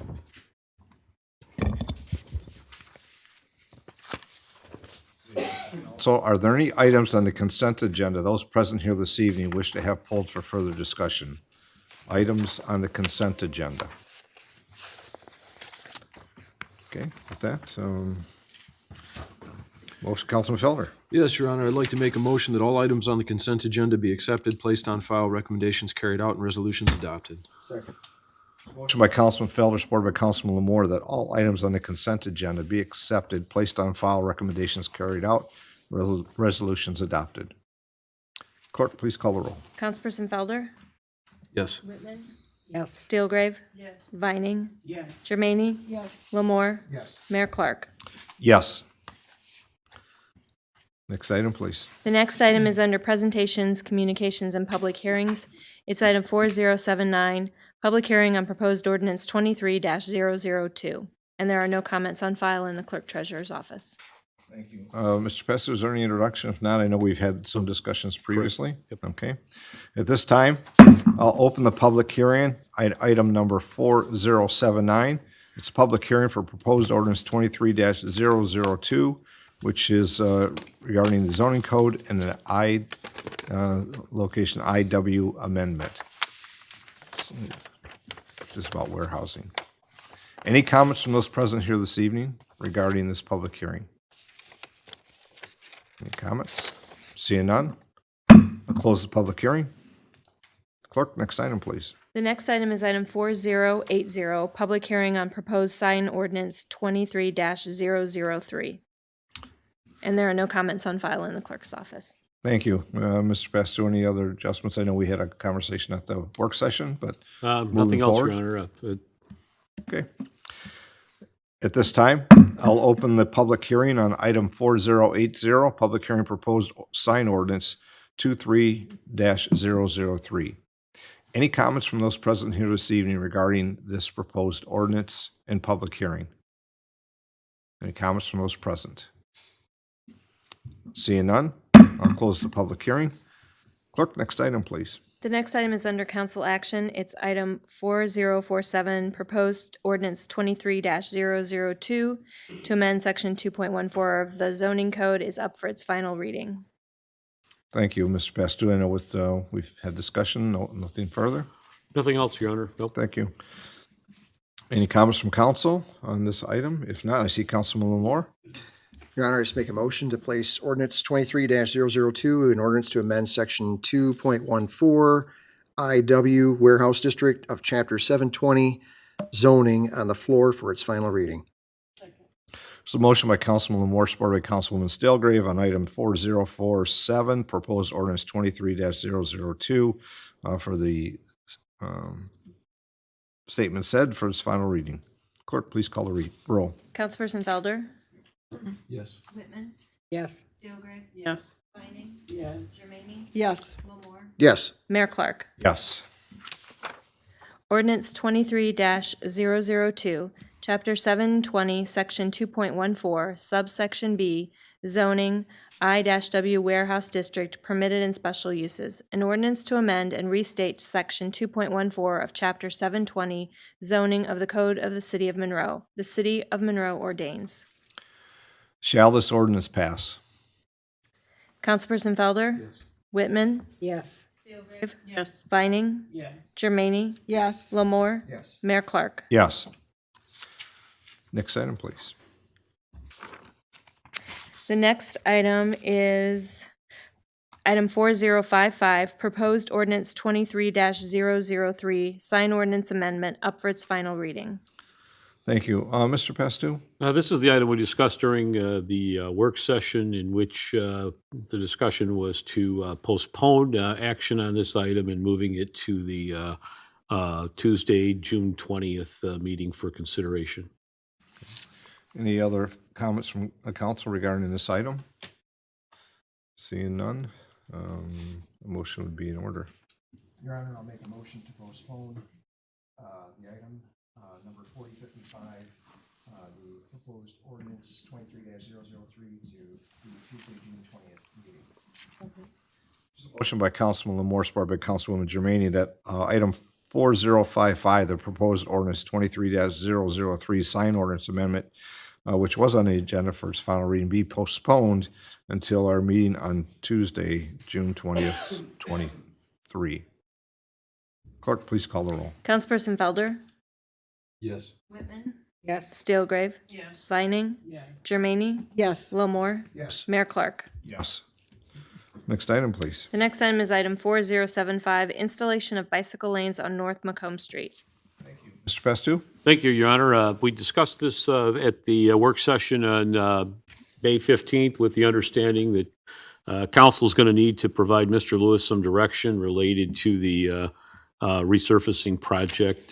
Federal funds are required or will be received for that. And there was a meeting related with the Mayor's Traffic and Safety Committee. And the essence of the issue is whether to go with a dedicated bike lane beginning north of Grove to where the city limits end as far as, I think it's Country Club Drive or Circle at that point. But it's either a share-o, where you mark it as a shared lane with the bicyclist, or a dedicated lane. You know, from administration standpoint, certainly given the limited traffic volume, and I can appreciate some of the concerns that there may be some periodic stopping, but at some point, you know, City Council needs to give some consideration to the bicycle and pedestrian trail plan that was adopted. You've had recent success, and I say recent, in the last 10 years regarding North Dixie, where you received a lot of concerns, and that turned out well over the years. So, with that, all we're requesting is to make a decision to give Mr. Lewis some direction as to how we should proceed with the design of this project. Thank you. I'll see if there's any comments from council members. Councilman Lamore? Thank you, Your Honor. City Manager Vince, just wanted to reiterate what you just said here in terms of you're looking for us to give him direction as to which way, whether we want bicycle lanes or not, or because Correct. there's really no design out there yet, Yeah, correct? yeah, no, it's, the request is give Mr. Lewis direction whether to design with dedicated bike lanes, which would functionally move it to 2 lanes as opposed to having, 1 lane in each direction with a center turn lane and a share on the driving lanes. Thank you. Councilwoman Germaini? Did we talk to Frenchtown? Are they going to continue the bike path all the We way have not, down? I don't know if Mr. Lewis didn't have any conversation. Not yet. And it would be the road commission that would ultimately be the party of what they were going to do, Cheryl, or if they were going to forward it with a dedicated lane. I think it does narrow up there, though, does it not? Yeah, all right. Yeah, we're talking about the section here, and even you go further south of Grove, it's pretty much probably a 2-laner that's going to have a share road designation. Then I can make a motion? Comment. I will see if there's other comments from council members. So just for clarity for those that are listening and watching, we've had this discussion and we had those that were, it's interesting. I'll start here. It's interesting that we have 2 committees that we have service for the city that are residents that serve on these committees, one being the Trails Committee, one being the Traffic Committee. And they kind of took a different view of each. One was supportive and one was not, but did support the Cheryl lane, which means they'd be marked for shared lanes. So this is kind of unique for council because here we are as we try to become a complete streets city, which is important not only in motorized but non-motorized. We share the road and share the space and have, this is the opportunity here, and it does fit in the time frame. I know what the traffic committee was talked about. Is this a midterm or a short term? We can never know when the opportunities come up, and this is the opportunity to note that. So the 2 ways that I thought was looked at in the traffic side was, well, we could keep it the way it is and then change it later when the hospital, if there's changes there. The other, which is being presented by the administration, is, do the while we're doing the resurfacing and doing the work, is to make it a bike lane. And if there's challenges, it's just a matter of striping to return back to a 2 lanes, a center turn lane, and sharrows or shared lanes markings for the bike path. So administration is looking for us to remove the turn lane, approve, and then have the bike lanes, which is dedicated bike lanes on a road that has a certain amount of traffic, but it's not the most, it's not the least. And traffic will adjust just as we have in others. With that known, as I think Mr. Pastu said, is south of Grove to Elm will be what's called a sharrow again, which you're sharing the road and you mark it so the motorists know that the non-motorists have the ability to share the lane, and you have to drive in that fashion. And then from there north past Lindswood and past Maywood, and then Lindswood would be where the city limits end. It would go back to a sharrow because there's not the space for a dedicated bike lane. And of course, that's in Frenchtown Township, and they'll have to make their adjustments. But I will say Frenchtown Township has already moved forward on bike lanes on Dixie Highway, past Sterling State Park. They've a few other roads they've started to put their lanes in as well with bicycle markings. So this is one where we'll make some happy and maybe some not as happy, no matter which way this goes. So now it's a matter, do we want as a council to move forward with our non-motorized? I'm giving this background only because we've had a couple conversations at work sessions, committee meetings, and here at council. So I want to make sure that those present and those that are watching understand, this is a decision for the to move forward, but understand it's always the opportunity for council action to revisit if there's a necessity to do so. So I'll leave it at that and see if there's any other comments from council. If not, Councilwoman Vining. Your Honor, I had a question. Are we gonna keep the turn lane at the hospital entrances? I can't recall that conversation. No, it would transition to, there will not be a turn lane where it currently is in this section. It will go to individual lanes, and then there'll be the bike lanes that will be dedicated on the north and south side of the road. Because if you start putting turn lanes at certain points, and this is kind of where I was, because I know we received comments from Lindswood Estate, and they were looking to want to keep, well, just keep the turn lane there because people turn in. But, we have that, and Dixie Highway now with the businesses. It's not residential, but it's business. So so your answer in short is no, there will not be turn lanes. There will be motorized drive lanes and independent non-motorized lanes for biking. Other questions? Yeah, exactly. It'd just be, similar to the two-lane road where you can turn into based on traffic cleared from the oncoming traffic. So that's how it would function if you were to do the dedicated bike lanes. If I have this correct, I mean, North Custer was some adjustment as well, and we put bike lanes that were in there, though we even have a separate lane. These were for those that were riding within the lane on North Custer, and that has straight one lane each way with the bike lanes. Other comments? Councilman Felder. How is administration going to be tracking you said during some initial period, we're going to be tracking to see if there's any traffic backups, after which there'll be a reassessment period, and also if we could track the utilization of the bike lanes themselves. I don't want to be installing infrastructure around the city that isn't being utilized. Yeah, it's, in the case, we'll probably just use, if there's any kind of crash data is going to be really a determinant. If there is anything, we could theoretically put some markers or, some pavement counters in there, but, that would be probably the easiest way to monitor how it's working and functioning. There's less than what, I want to say 3,500 vehicles per day that run through there, so. Well, I don't know that the volumes in this case are so much the issue. More the backups that are experienced either for the hospital or for the people turning into the neighborhoods, which was the comments that were provided by the people in opposition of the lanes being installed. Well, backups are going to be a function of volume. And,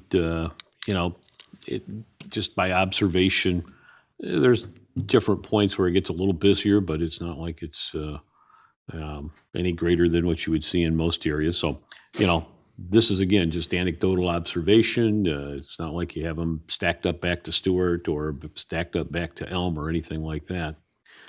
You may have a vehicle or two that's waiting to be able to turn in, but nothing that, we would consider to be earth-shattering. So, but again, you as council are as familiar with that segment of roadway being considered as I am, and so we don't have any formal, other than the traffic counts that we've had from, I think, SEMCOG that tells us what the volume is in that immediate area.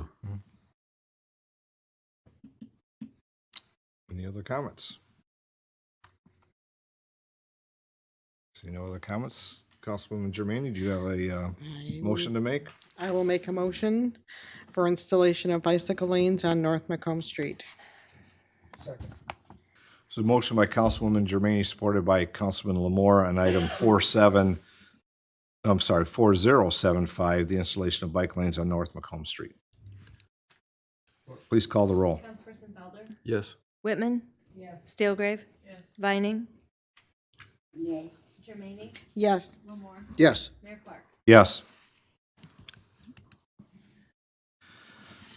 I look forward as we continue on this because we have multiple non-motorized opportunities within the city. I know that there's an item later on the agenda that's a little bit different, but it's still, we have to start the connectivity somewhere, and we have to be evaluated as we go. I think the point that Mr. Pastu made on North Dixie received significant opposition. And yet, there's not been issues, and it's been utilized. And it can only grow if we continue to establish our non-motorized and give people the opportunities. And I think the timing's right to do it because we're working into the summer, which is going to generally have more opportunities for some non-motorized, and we'll see how that goes. Clerk, next item, please. The next item is 4091, resolution for the authorization to submit Spark grant application. Thank you, Mr. Pastor. That's the item. That's the item, yes. Thank you, Your Honor. Last December, council approved a Spark grant application for the Monroe Loop Greenway Trail. And this project involves using the old railroad right-of-way running southwesterly direction from downtown toward West 7th, connecting with the regional Monroe Loop Trail. We did not receive initial funding with that initial grant application. We work with, obviously, Lucy Fortin with Manick and Smith Group, and she investigated as to the scoring that we received and what we could do to make this grant application better.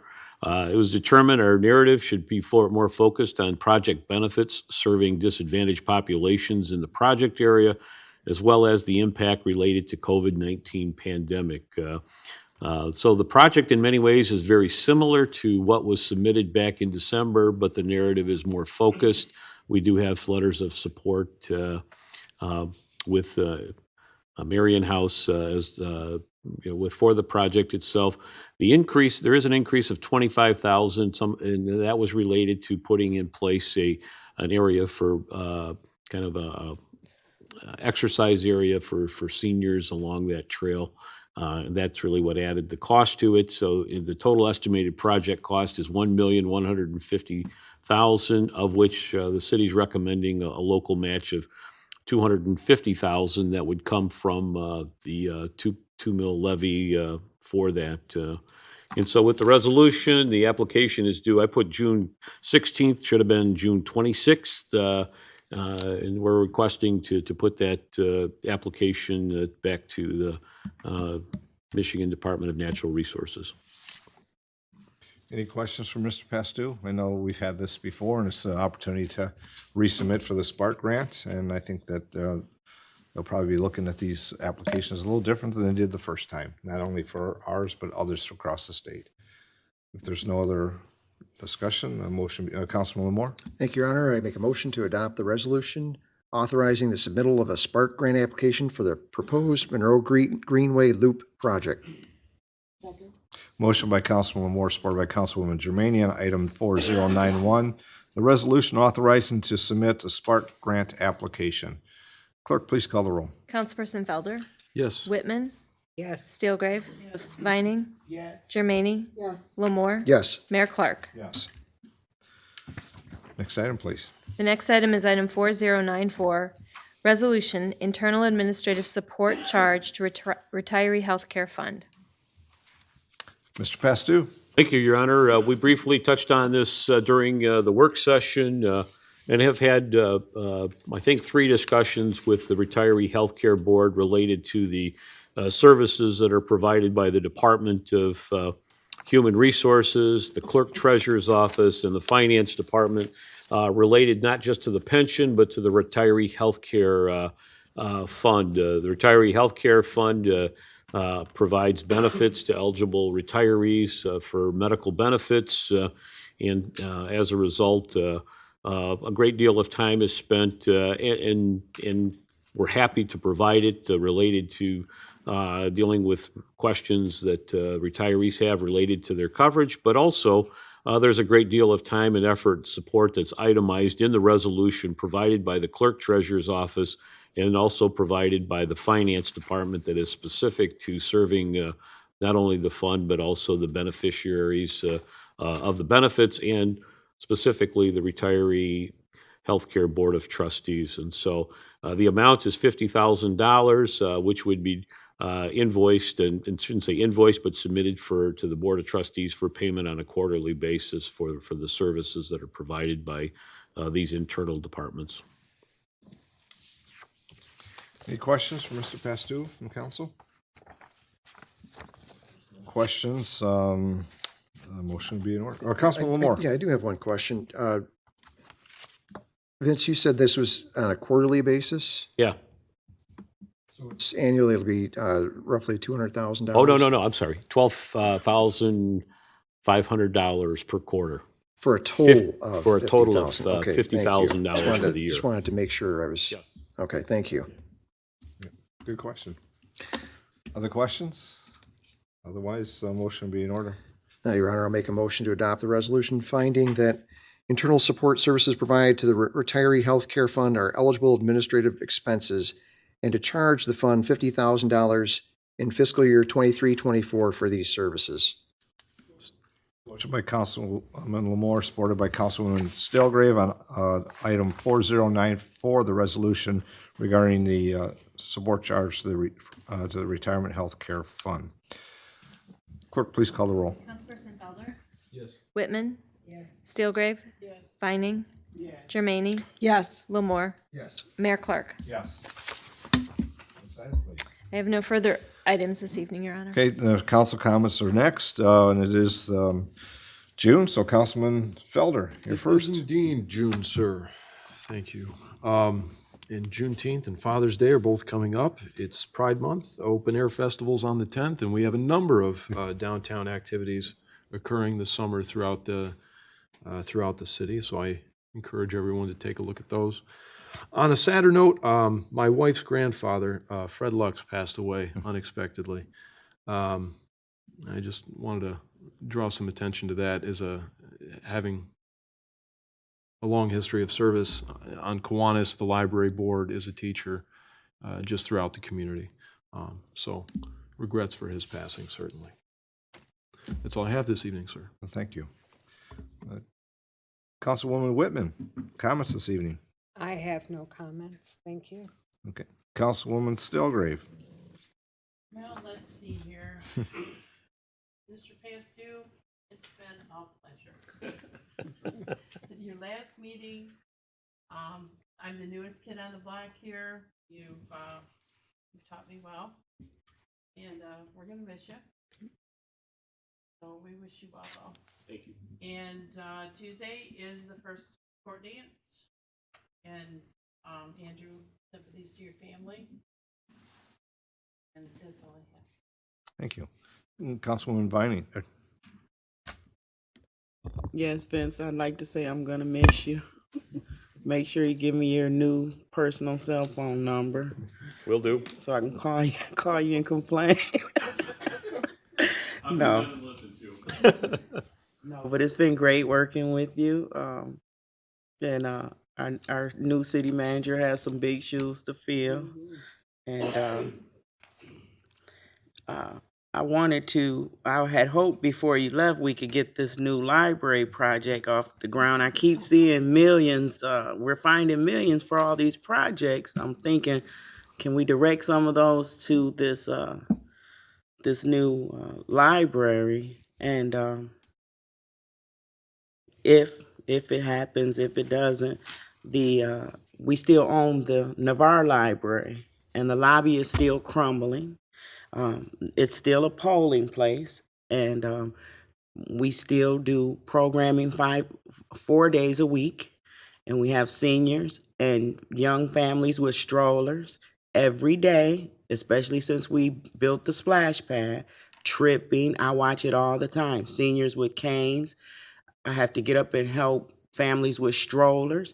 I hear about this, it's grandfathered in, but let's remember we put ADA accessibility at the community center.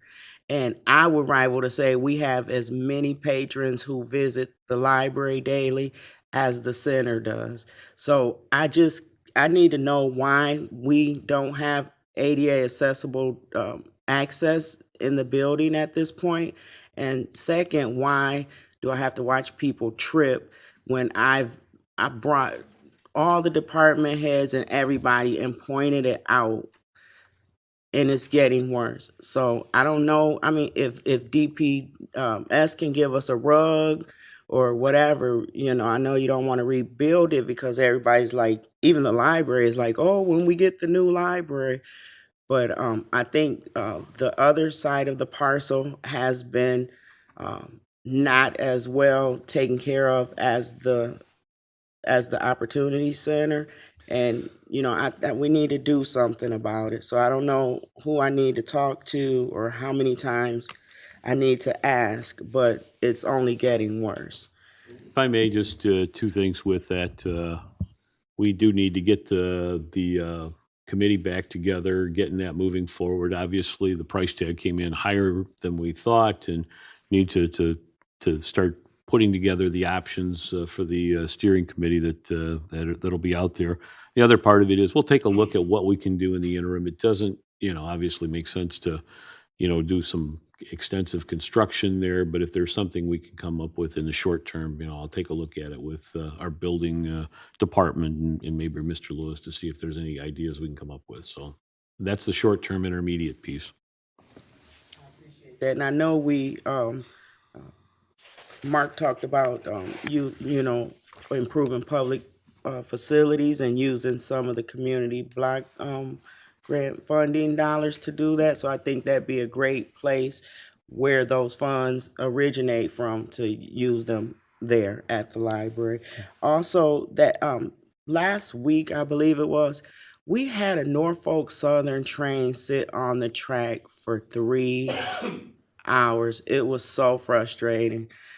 It's consistent that they do this, and I know we have safety concerns with that rail, and I hope we'll be able to convince them to fix some of those issues or whatever. I don't know what we can do, but it's happening regularly where 2 to 3 hours we're just trapped in the neighborhood. So when we talk about adding these points of accessibility, in and out access, I just want to reiterate how important it is. I'm excited about the Elm Street separation project, and it's going to be great for providing access when trains do things like that. But it's getting worse and worse over on the southeast side of the city, and they sat there for 3 hours. It was ridiculous. I called the police, and dispatch is like, "Oh yeah, we're getting all sorts of calls." So it's it's just depressing, and I don't know what we can do about it, but if maybe our lobbyists can talk about them in Lansing or something like that, or we can continue to write letters. Also, it's getting warm, and the riffraff is coming back out in the streets, Chief. So I've been getting complaints about Labor Park, and so I'm curious as to when those camera systems, when we're going to get them installed. So that was the last question I had about, do you have any idea, Your Honor, if the chief has any idea? Obviously, if Mr. Pastu or We'll cover it under council comment. Yeah. We'll get, if we may, we'll just cover it under council comment. Okay. And that's all and June 17th at the Opportunity Center, there will be a Juneteenth event. That's a Saturday, June 17th from 12 p.m. to 4 p.m. And then June 19th, on the actual holiday, there will be a community Juneteenth event from 2 p.m. to 9 p.m. There'll be fun for the family at both events. So it's extra significant this year since the city has recognized Juneteenth as an official holiday. So everyone who doesn't have to work, you guys are welcome at both events. And thanks to the city for, getting our special event application through, and all the departments that are offering us assistance on those days. So thank you, and hope to see everybody out at the event. There's a community talent show at 4 p.m. So if anybody here has any talents, there is a cash prize. Last year, the cash prize was $400. I don't know this year because I'm still raising funds, but we want to at least make it $400 again. So come out and show your talent, and you might win some cash. And that's all I have this evening, Your Honor. Thank Thanks. you. Thank you, Councilwoman. Councilwoman Germaine. Thank you, Your Honor. I want to thank Vince for all of his support and guidance and having an open door for all of us that needed it at any time. And I want to wish you a happy and healthy adventure in your next road that you'll be taking very shortly. And I want to welcome our new city manager, David Robinson. Yes, you have big shoes to fill, but I know you're doing a great job. And congratulations to all the graduates and all the honor students. They are future leaders. That's all. Thank you. Councilman Lamore. Thank you, Your Honor. Just want to reiterate what Councilwoman Vining was mentioning about Juneteenth. I'd say she's pretty much responsible for making that a holiday in the city, so thank you for that. I think that was a great point that you made there to make that a holiday for us, and I think it's well-deserved and well-needed for our community. So congratulations on your efforts for that. I want to remind people that the upcoming open air market, I'm not certain of the time, dates, et cetera, that's sponsored by the DMBN. Congratulations to Vince on your accomplishment getting there. We're all striving to do it. Some of us we don't have that date in mind, but I'll tell you what, congratulations for finding it and being able to accomplish it. And welcome to Mr. Robinson. On another note, I want to give great credit to our city staff for getting the rail separation project grant from the state at Elm Avenue. And going back to Councilwoman Vining's comments regarding Norfolk Southern, as you know, I'm not a very big proponent of Norfolk Southern. As a matter of fact, I'm probably their worst enemy. And all I can say is this project I can see as a forerunner to another project over Norfolk Southern's line somehow where we either remediate and get rid of the one line or go over the line. So it's no longer a trapped area down there. I agree with you 100%, Councilwoman Vining. It's horrible, it's miserable, and it's extremely dangerous down there. And I think they've got their hands full and they don't know what they're doing, to be honest with you, with their infrastructure. And all I can say is we need to keep hounding them and staying on them regarding their misuse of the rail lines. And that's all I have, Your Honor. Thank you. I just have a few comments, 'cause I think most have been said already, but, there's many activities. I would just encourage people to find all the activities that are going on, whether it be in downtown, in the Orchard East, around our surrounding communities. There are so many activities to attend. Concerts in the park, the DMBN activities, the open air market is just one that's coming up. There's many more, and also personal, whether it be Father's Day coming up or sharing with family. So you can catch it on the websites, you can catch it on postings. I know it's on radio, I know it's in the news. So I hope that we'd pay attention and be a participant in your community and enjoy the activities that are going on. Tonight on the agenda, I always kind of bring this up when I see there's some new people here, maybe some new that are watching, but we have a consent agenda, and it seems like, wow, that went kind of fast, all those items on the agenda. How did they get passed so quickly? We've had previous conversations, whether it be at work sessions or at other past meetings, and we've dialogued through those, and then when the consent agenda comes, but we will take comments from somebody in the that is in attendance that might want to pull and ask something about it. But if not, we move forward and we get into the items that are under council action. But one of the items on the agenda was resolution for appointments to the boards, commission, and committees. And I want to thank those that are finding the opportunity and time and willingness to serve the city of Monroe. And we had appointments on the Downtown Development Authority, the Monroe Port Commission, the Construction Board of Appeals, and the Tree Advisory Commission. There's a whole lengthy list of opportunities to serve on a board, commission, or committee. It can be found on the city's website, and if anybody has an interest, all you need to do is fill out the application, send it in. If you have other interests, you can give me a call, and I'll be glad to explain further how that can be. Let's see here. I thank Councilwoman Vining and Lamore and others for mentioning the Juneteenth. There's two activities. One's on the 17th and the other's on the 19th. One's at the Opportunity Center. The other's at Montague Park, as it's called. And they're both community opportunities to be engaged and learn about our entire community and have a fun, as Councilwoman said, a fun family event. I'll just say I want to make my comments regarding Vince. There's not enough time to say all the thanks that I would have and all the work that Vince did for our community over his tenure here. But I think we are in a far better position than we were when Vince first came to the city, and all the achievements and development, programs and staff. And I know that Vince is going to probably say, of course, we have great department heads, and we all know that as well. But it takes leadership, and it takes guidance, and it takes a while ability to put it together to deliver on that.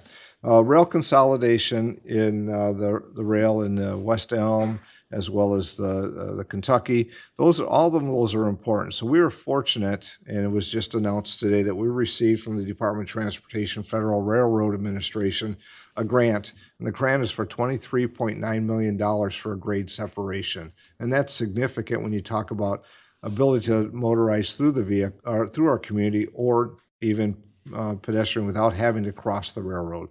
So the grade separation, as it's called, will be on West Elm. And it's going to take time to get the program in place. It's going to take work of the city as well as other partners when you talk about the match funding. But this is going to be significant. We've talked about this in our community. We have so many rails. I also look at the discussion, as Councilman Vining brought up and Councilman Moore, how we start to also look to the future. This is the start of what we need to do in other locations and find that avenue so there's not somebody, I'll just say, trapped by the rails. We have problems on the Kentucky rail line. It should be a rail consolidation. It should be moved so it's not even there at all. But wasn't successful well over a decade more ago, a couple. But that doesn't mean we don't look at the opportunity that this presents, because there will be more federal funding regarding grade separation and how we may have the opportunity to revisit and resubmit in the future as we make this a success. I think that sets the foundation of we can get this done and use the money that's provided from the federal government. I want to thank Senator Peters and Senator Stabenow for their diligence in bringing this revenue to the city and this project. So I think I'll stop there. Vince, I just, again, want to say thank you for all your time and commitments and all that, and there's always challenges. There's always difficult conversations, but there sure is a lot of laughs as well and enjoyment working together with council. And I also do want to give an early welcome to our new city manager, David Robinson, who's here with us today, and look forward to his tenure starting here at next meeting or so. So I'll stop there. Clerk Treasurer Lavoie. Just real quickly, I'm looking forward to working with the incoming city manager, Mr. Robinson, and I had a wonderful conversation, and I'm anticipating it'll be a wonderful opportunity to work with you. So welcome. Vince, you and I have had a couple of conversations today about our time together. It was a delightful partnership. I don't think I anticipated that it would be as beneficial, hopefully mutually beneficial as it was. But we had a great partnership, and I think that allowed us, within my scope of why I'm here, to do some really great work for the residents of the city and those that do business here. So thank you for the time you've taken with me and my office, and I'm looking forward to continued conversations with you in the future. So thank you. That's all I have. Thank you. Mr. Pastu, comments? If I may just have Director Tolstead come up and talk a little bit about the cameras there at Labor Park came up. Okay, thank you. Director? Honorable Mayor, City Council members, well-timed questions, Councilwoman Vining. We do have an update on the council project, which I was going to bring on the next council meeting. So I met with our electrician this last week to get an update. I've also been in communications with the Director of Engineering, Patrick Lewis, regarding the updates in where we're at with this project. I did receive an email from IT today saying the first camera has been installed. And part of the rolling out project, because we don't have these anywhere else in the city, is to make sure that when we start the process, we're doing it the right way. So we don't have to go back and redo anything. So that's where we're currently at. We got the first camera installed. I haven't seen the process on that yet. But this is, from what I understand, the priority project at the time for our electrician to get these cameras up and going, because it has been a long time in process up to this point. So as they start rolling out, I will certainly give council updates as to where we're at with the process. You're welcome. Thanks, Director. You're welcome. Thank you, sir.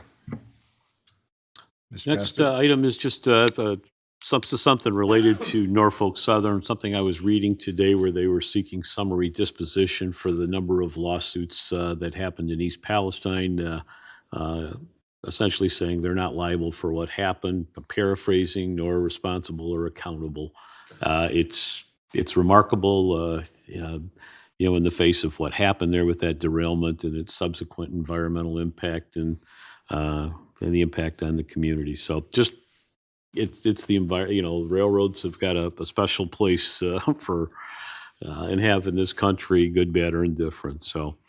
As again, being the last meeting, I greatly appreciate all the comments. A couple staff members have heard this, so I've asked their indulgence one more time. But it kind of puts some life in perspective. And, I always tell everybody that I've had 2 bad birthdays in my lifetime. The first was when my youngest sister, who's 11 years younger than me, turned 41. I just could not get over the fact that she was turning 40.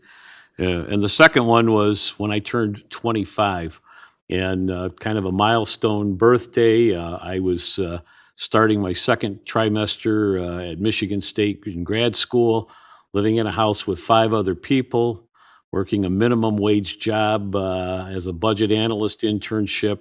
Didn't have a girlfriend at the time, and I'm asking myself, where is this life going? And the answer, everybody knows, it goes real fast.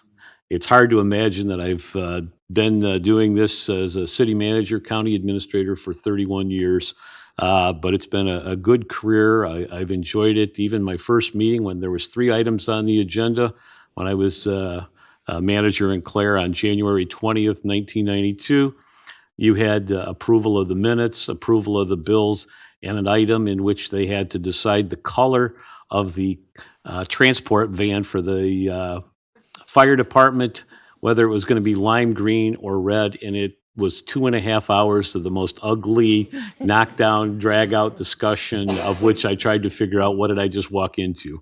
But by and large, it's been a good career, and I will tell you that my tenure in Monroe has probably been the finest I've had in my experience as a manager, and it's not anything with the others. It's just some of it may be where I was in life and professionally, but the part that's an absolute is just the wonderful working relationships that I've had.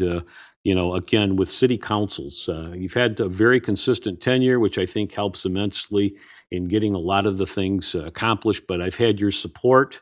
I've got a tremendous group of department heads and other staff personnel that helps with the accomplishments that we've made, and a great group of community volunteers. I sometimes think we overlook that, but there are some really wonderful people in this community, great partners, whether the nonprofits out there that have been partnering with the community. And, you say the tough shoes to fill, but there's a lot of good folks here to support a good individual like Mr. Robertson as he comes in there. They'll do very well with his leadership in the community. And so, I feel positive leaving on that note, and certainly very grateful and appreciative for everything everybody has done for me. And so, I'll be sending my personal contact information. Feel free to contact me. I won't be a stranger. I'll be down here every once in a while, but it has been a wonderful run here in Monroe, and it's been a good career. I'm not sure if I'll get back into it again, but it's certainly been something I feel very fortunate to have such a good career and a very fortunate life. Things have been good for me. So thank you for everything that you've provided for me. For all your time and making our community a better community and making all of us better here on council and in our staff. Next item is citizens' comments. If there's those who wish to make comments, now would be the time. Just mindful of the kind of the rules of the chamber. When you come, please state your name and your jurisdiction or residence, and comments are 3 minutes. So if you have a wish to have comment, please come forward and to the microphone. Thank you. I have an issue that has been ongoing for about 12 years now. Well, more like 10.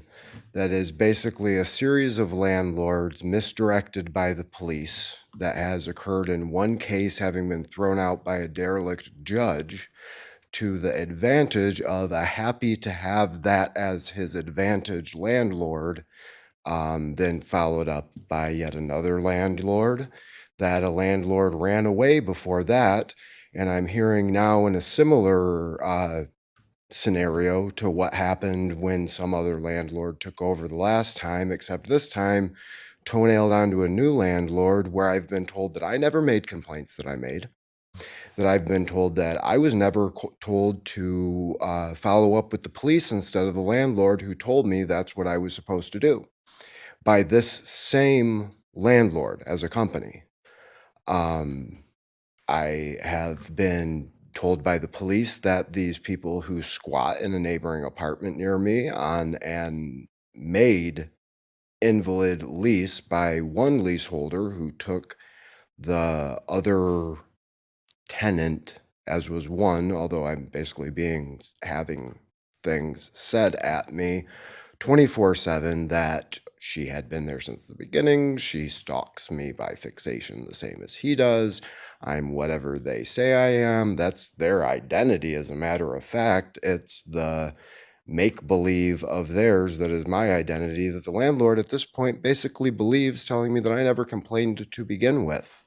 That the police then followed up, just to make a complete thought out of that, that these imaginary people aren't there and are voices in my head supported by derelict fraud claim by the police that there had been possible reason for suspicion about that had nothing to do with anything other than telling me that if I were to find somebody my age to be my partner, that I would then, if other people that want to not like me about them, also my mom complains and says I have a problem with that because they're usually younger than me, then I should be treated for mental health, was basically the basis of a case over many years ago. I spoke before council, had a judge follow me who basically supports this decision of what has been basically my entire life put to the cost at somebody to get paid to make money off of, that I am made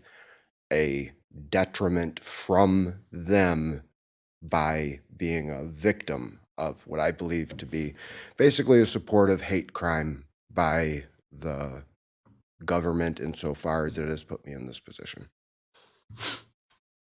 Okay, before you go, because it's for the record, so we know. And I have a Okay, number of just things. need your name, supporting, so we like have Chad the- Boylan. John Boylan, thank you. Chad. Chad, I'm sorry. My grandpa's name was John. He died Okay. recently.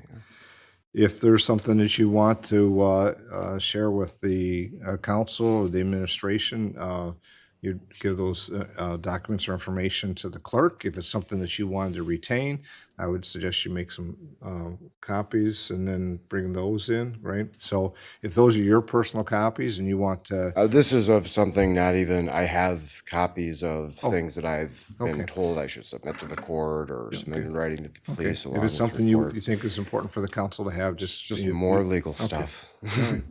The only other comment I'll have, if there's, we as a city have, both from the department side, whether it be police, the building officials, the blight ordinance and those, that we have our records within ours that where we've made contacts in those. And if you wish that there's a particular address that you want to identify or state, I know the city or I'm city sorry, manager yeah. could provide that. We could at least confirm what our records show, but if not, I appreciate your Yeah, comments. yeah. I mean, even the facts as they stand to what I've said in terms of what other people have said about me aren't even really entirely related to the actual and not really intended to be sought out truth, I guess. Okay.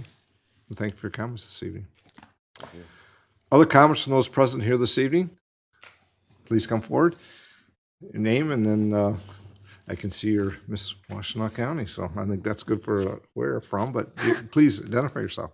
My name is Reese Johnson. I live at 6500 Stadler, Monroe. So, hello, my name is Reese Johnson. Many of you may recognize me as this is something that I've done for multiple years now. I am currently Miss Washtenaw County's Outstanding Teen and a 17-year-old senior at the Monroe County Middle College. I am the founder of PRISM, LGBTQ+ support, education, and resources. This year, I have had the honor to work with Embrace, another LGBTQ+ organization here in Monroe for adults, to co-host Monroe County Pride. I know that continuing to ask you to fly a pride flag may be redundant, but it is something that the people of Monroe want to see. I wanted to personally invite you to see the people that this flag is for, the people that have worked so hard to have a place in society. Pride will be held on June 24th from 12 to 6 p.m. at St. Mary's Park. We will have food trucks, drag performances, and many opportunities for the people of Monroe County. And I want you all to see why I do what I do and why it's so important for the people of Monroe. Through my organization, PRISM, I hold ally training for residents across Michigan. Ally training is a 2-hour curriculum that teaches everyone how to be better allies towards the LGBTQ+ community and other minorities. I have been able to help train schools, community members, and even the Michigan Department of Health and Human Services. I would like to extend my invitation to see if I could work alongside City Council to receive ally training. I myself have learned a lot from this curriculum, and I know how important it is to learn something new every day. So I wanted to extend that invitation. And I know that me coming back may never make a difference, but I have learned that I will come across 1,000 no's before I find that one yes. So while it may be redundant, I will keep coming back year after year until I find that one yes. The one yes that will help me show how many people are welcome and supported as they are here in Monroe. Thank you all for your time, and I hope to see you at Pride on June 24th. Thank you. And at St. Mary's Park, if I heard correctly, on June 24th, noon to 6 p.m., and their activities will be there, but not just the food trucks, but the activities on scene at St. Mary's. So thank you for letting us know, because those are part of those activities that we talk about that are in our community throughout the community and throughout the year. Thank you very much. Other comments from those present here this evening? Yes, please come forward. Your name and jurisdiction of residence, please.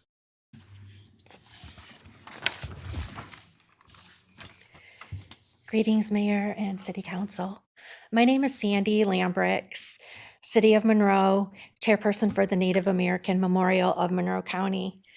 First off, I'd like to express my sympathies to all the family and friends of suicide students who, unfortunately, I never had the privilege of knowing, although we do have something in common. Haters, also known as trolls, big shot wannabes, and losers. This isn't something that's easy to deal with, let alone talk about, but I want you to know you're not alone. It doesn't matter what your background is, if you have a physical or mental handicap, what you look like, or your age. Admittingly, some of my bullying may have been brought on by complications associated with my bipolar, an invisible illness I had no choice in the making. I certainly will not use my illness as a crutch, nor will I play villain or victim to appease somebody else's unresolved insecurities. I'm still here. As we know, tormenting has gotten worse for kids with social media and all the other pressures, and I will stand up with you.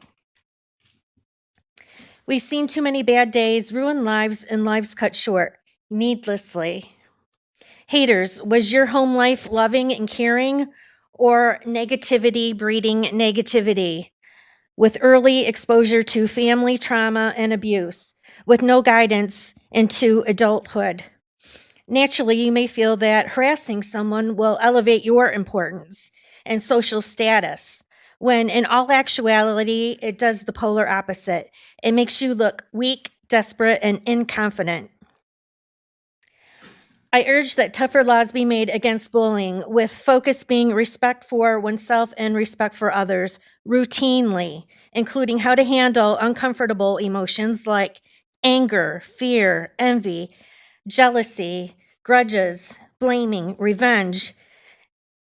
It's not your concern to balance things out.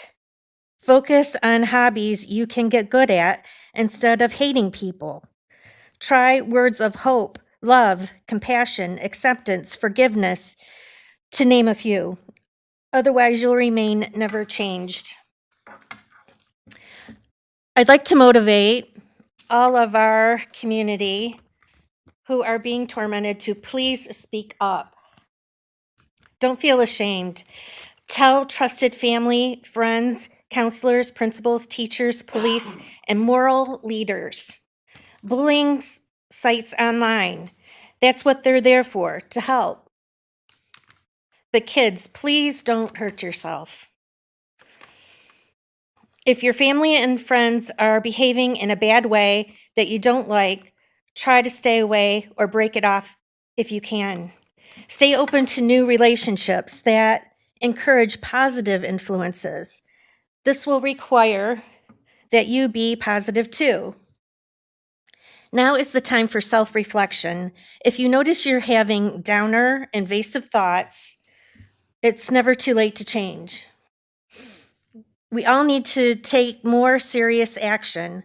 Our community needs to heal. Be part of the solution. Thank you very much. I really appreciate it. Thank you for your comments. Thank you. Thank you. Other comments from those present here this evening? Further comments? Seeing no comments, we have yet an item on our agenda to move forward to, and I'll need a motion. Your Honor, I make a motion that we enter into a closed session for the following purposes: labor negotiations, land acquisition, and matters of pending litigation such as OFTH 172 LLC, Emerson, Carr, and Webb. Second. It's a motion by Councilwoman Moore, supported by Councilman Felder, to go into closed executive session for the reasons stated in the motion. Clerk, please call the roll. Did we mention where we were going to hold the Oh, I'm closed sorry, session? thank you. Third floor of the City Hall. Thank you. Appreciate that. Councilman Felder, good? Yep, okay. With the location being on the third floor. Clerk, please call the roll. Felder? Yes. Whitman? Steelgrave? Vining? Germaine? Yes. Lamore? Yes. Mayor Clark? Thank you all for being here this evening. We're going to, obviously, the chambers will still be open, but we'll be convening there and coming back afterwards in discussions.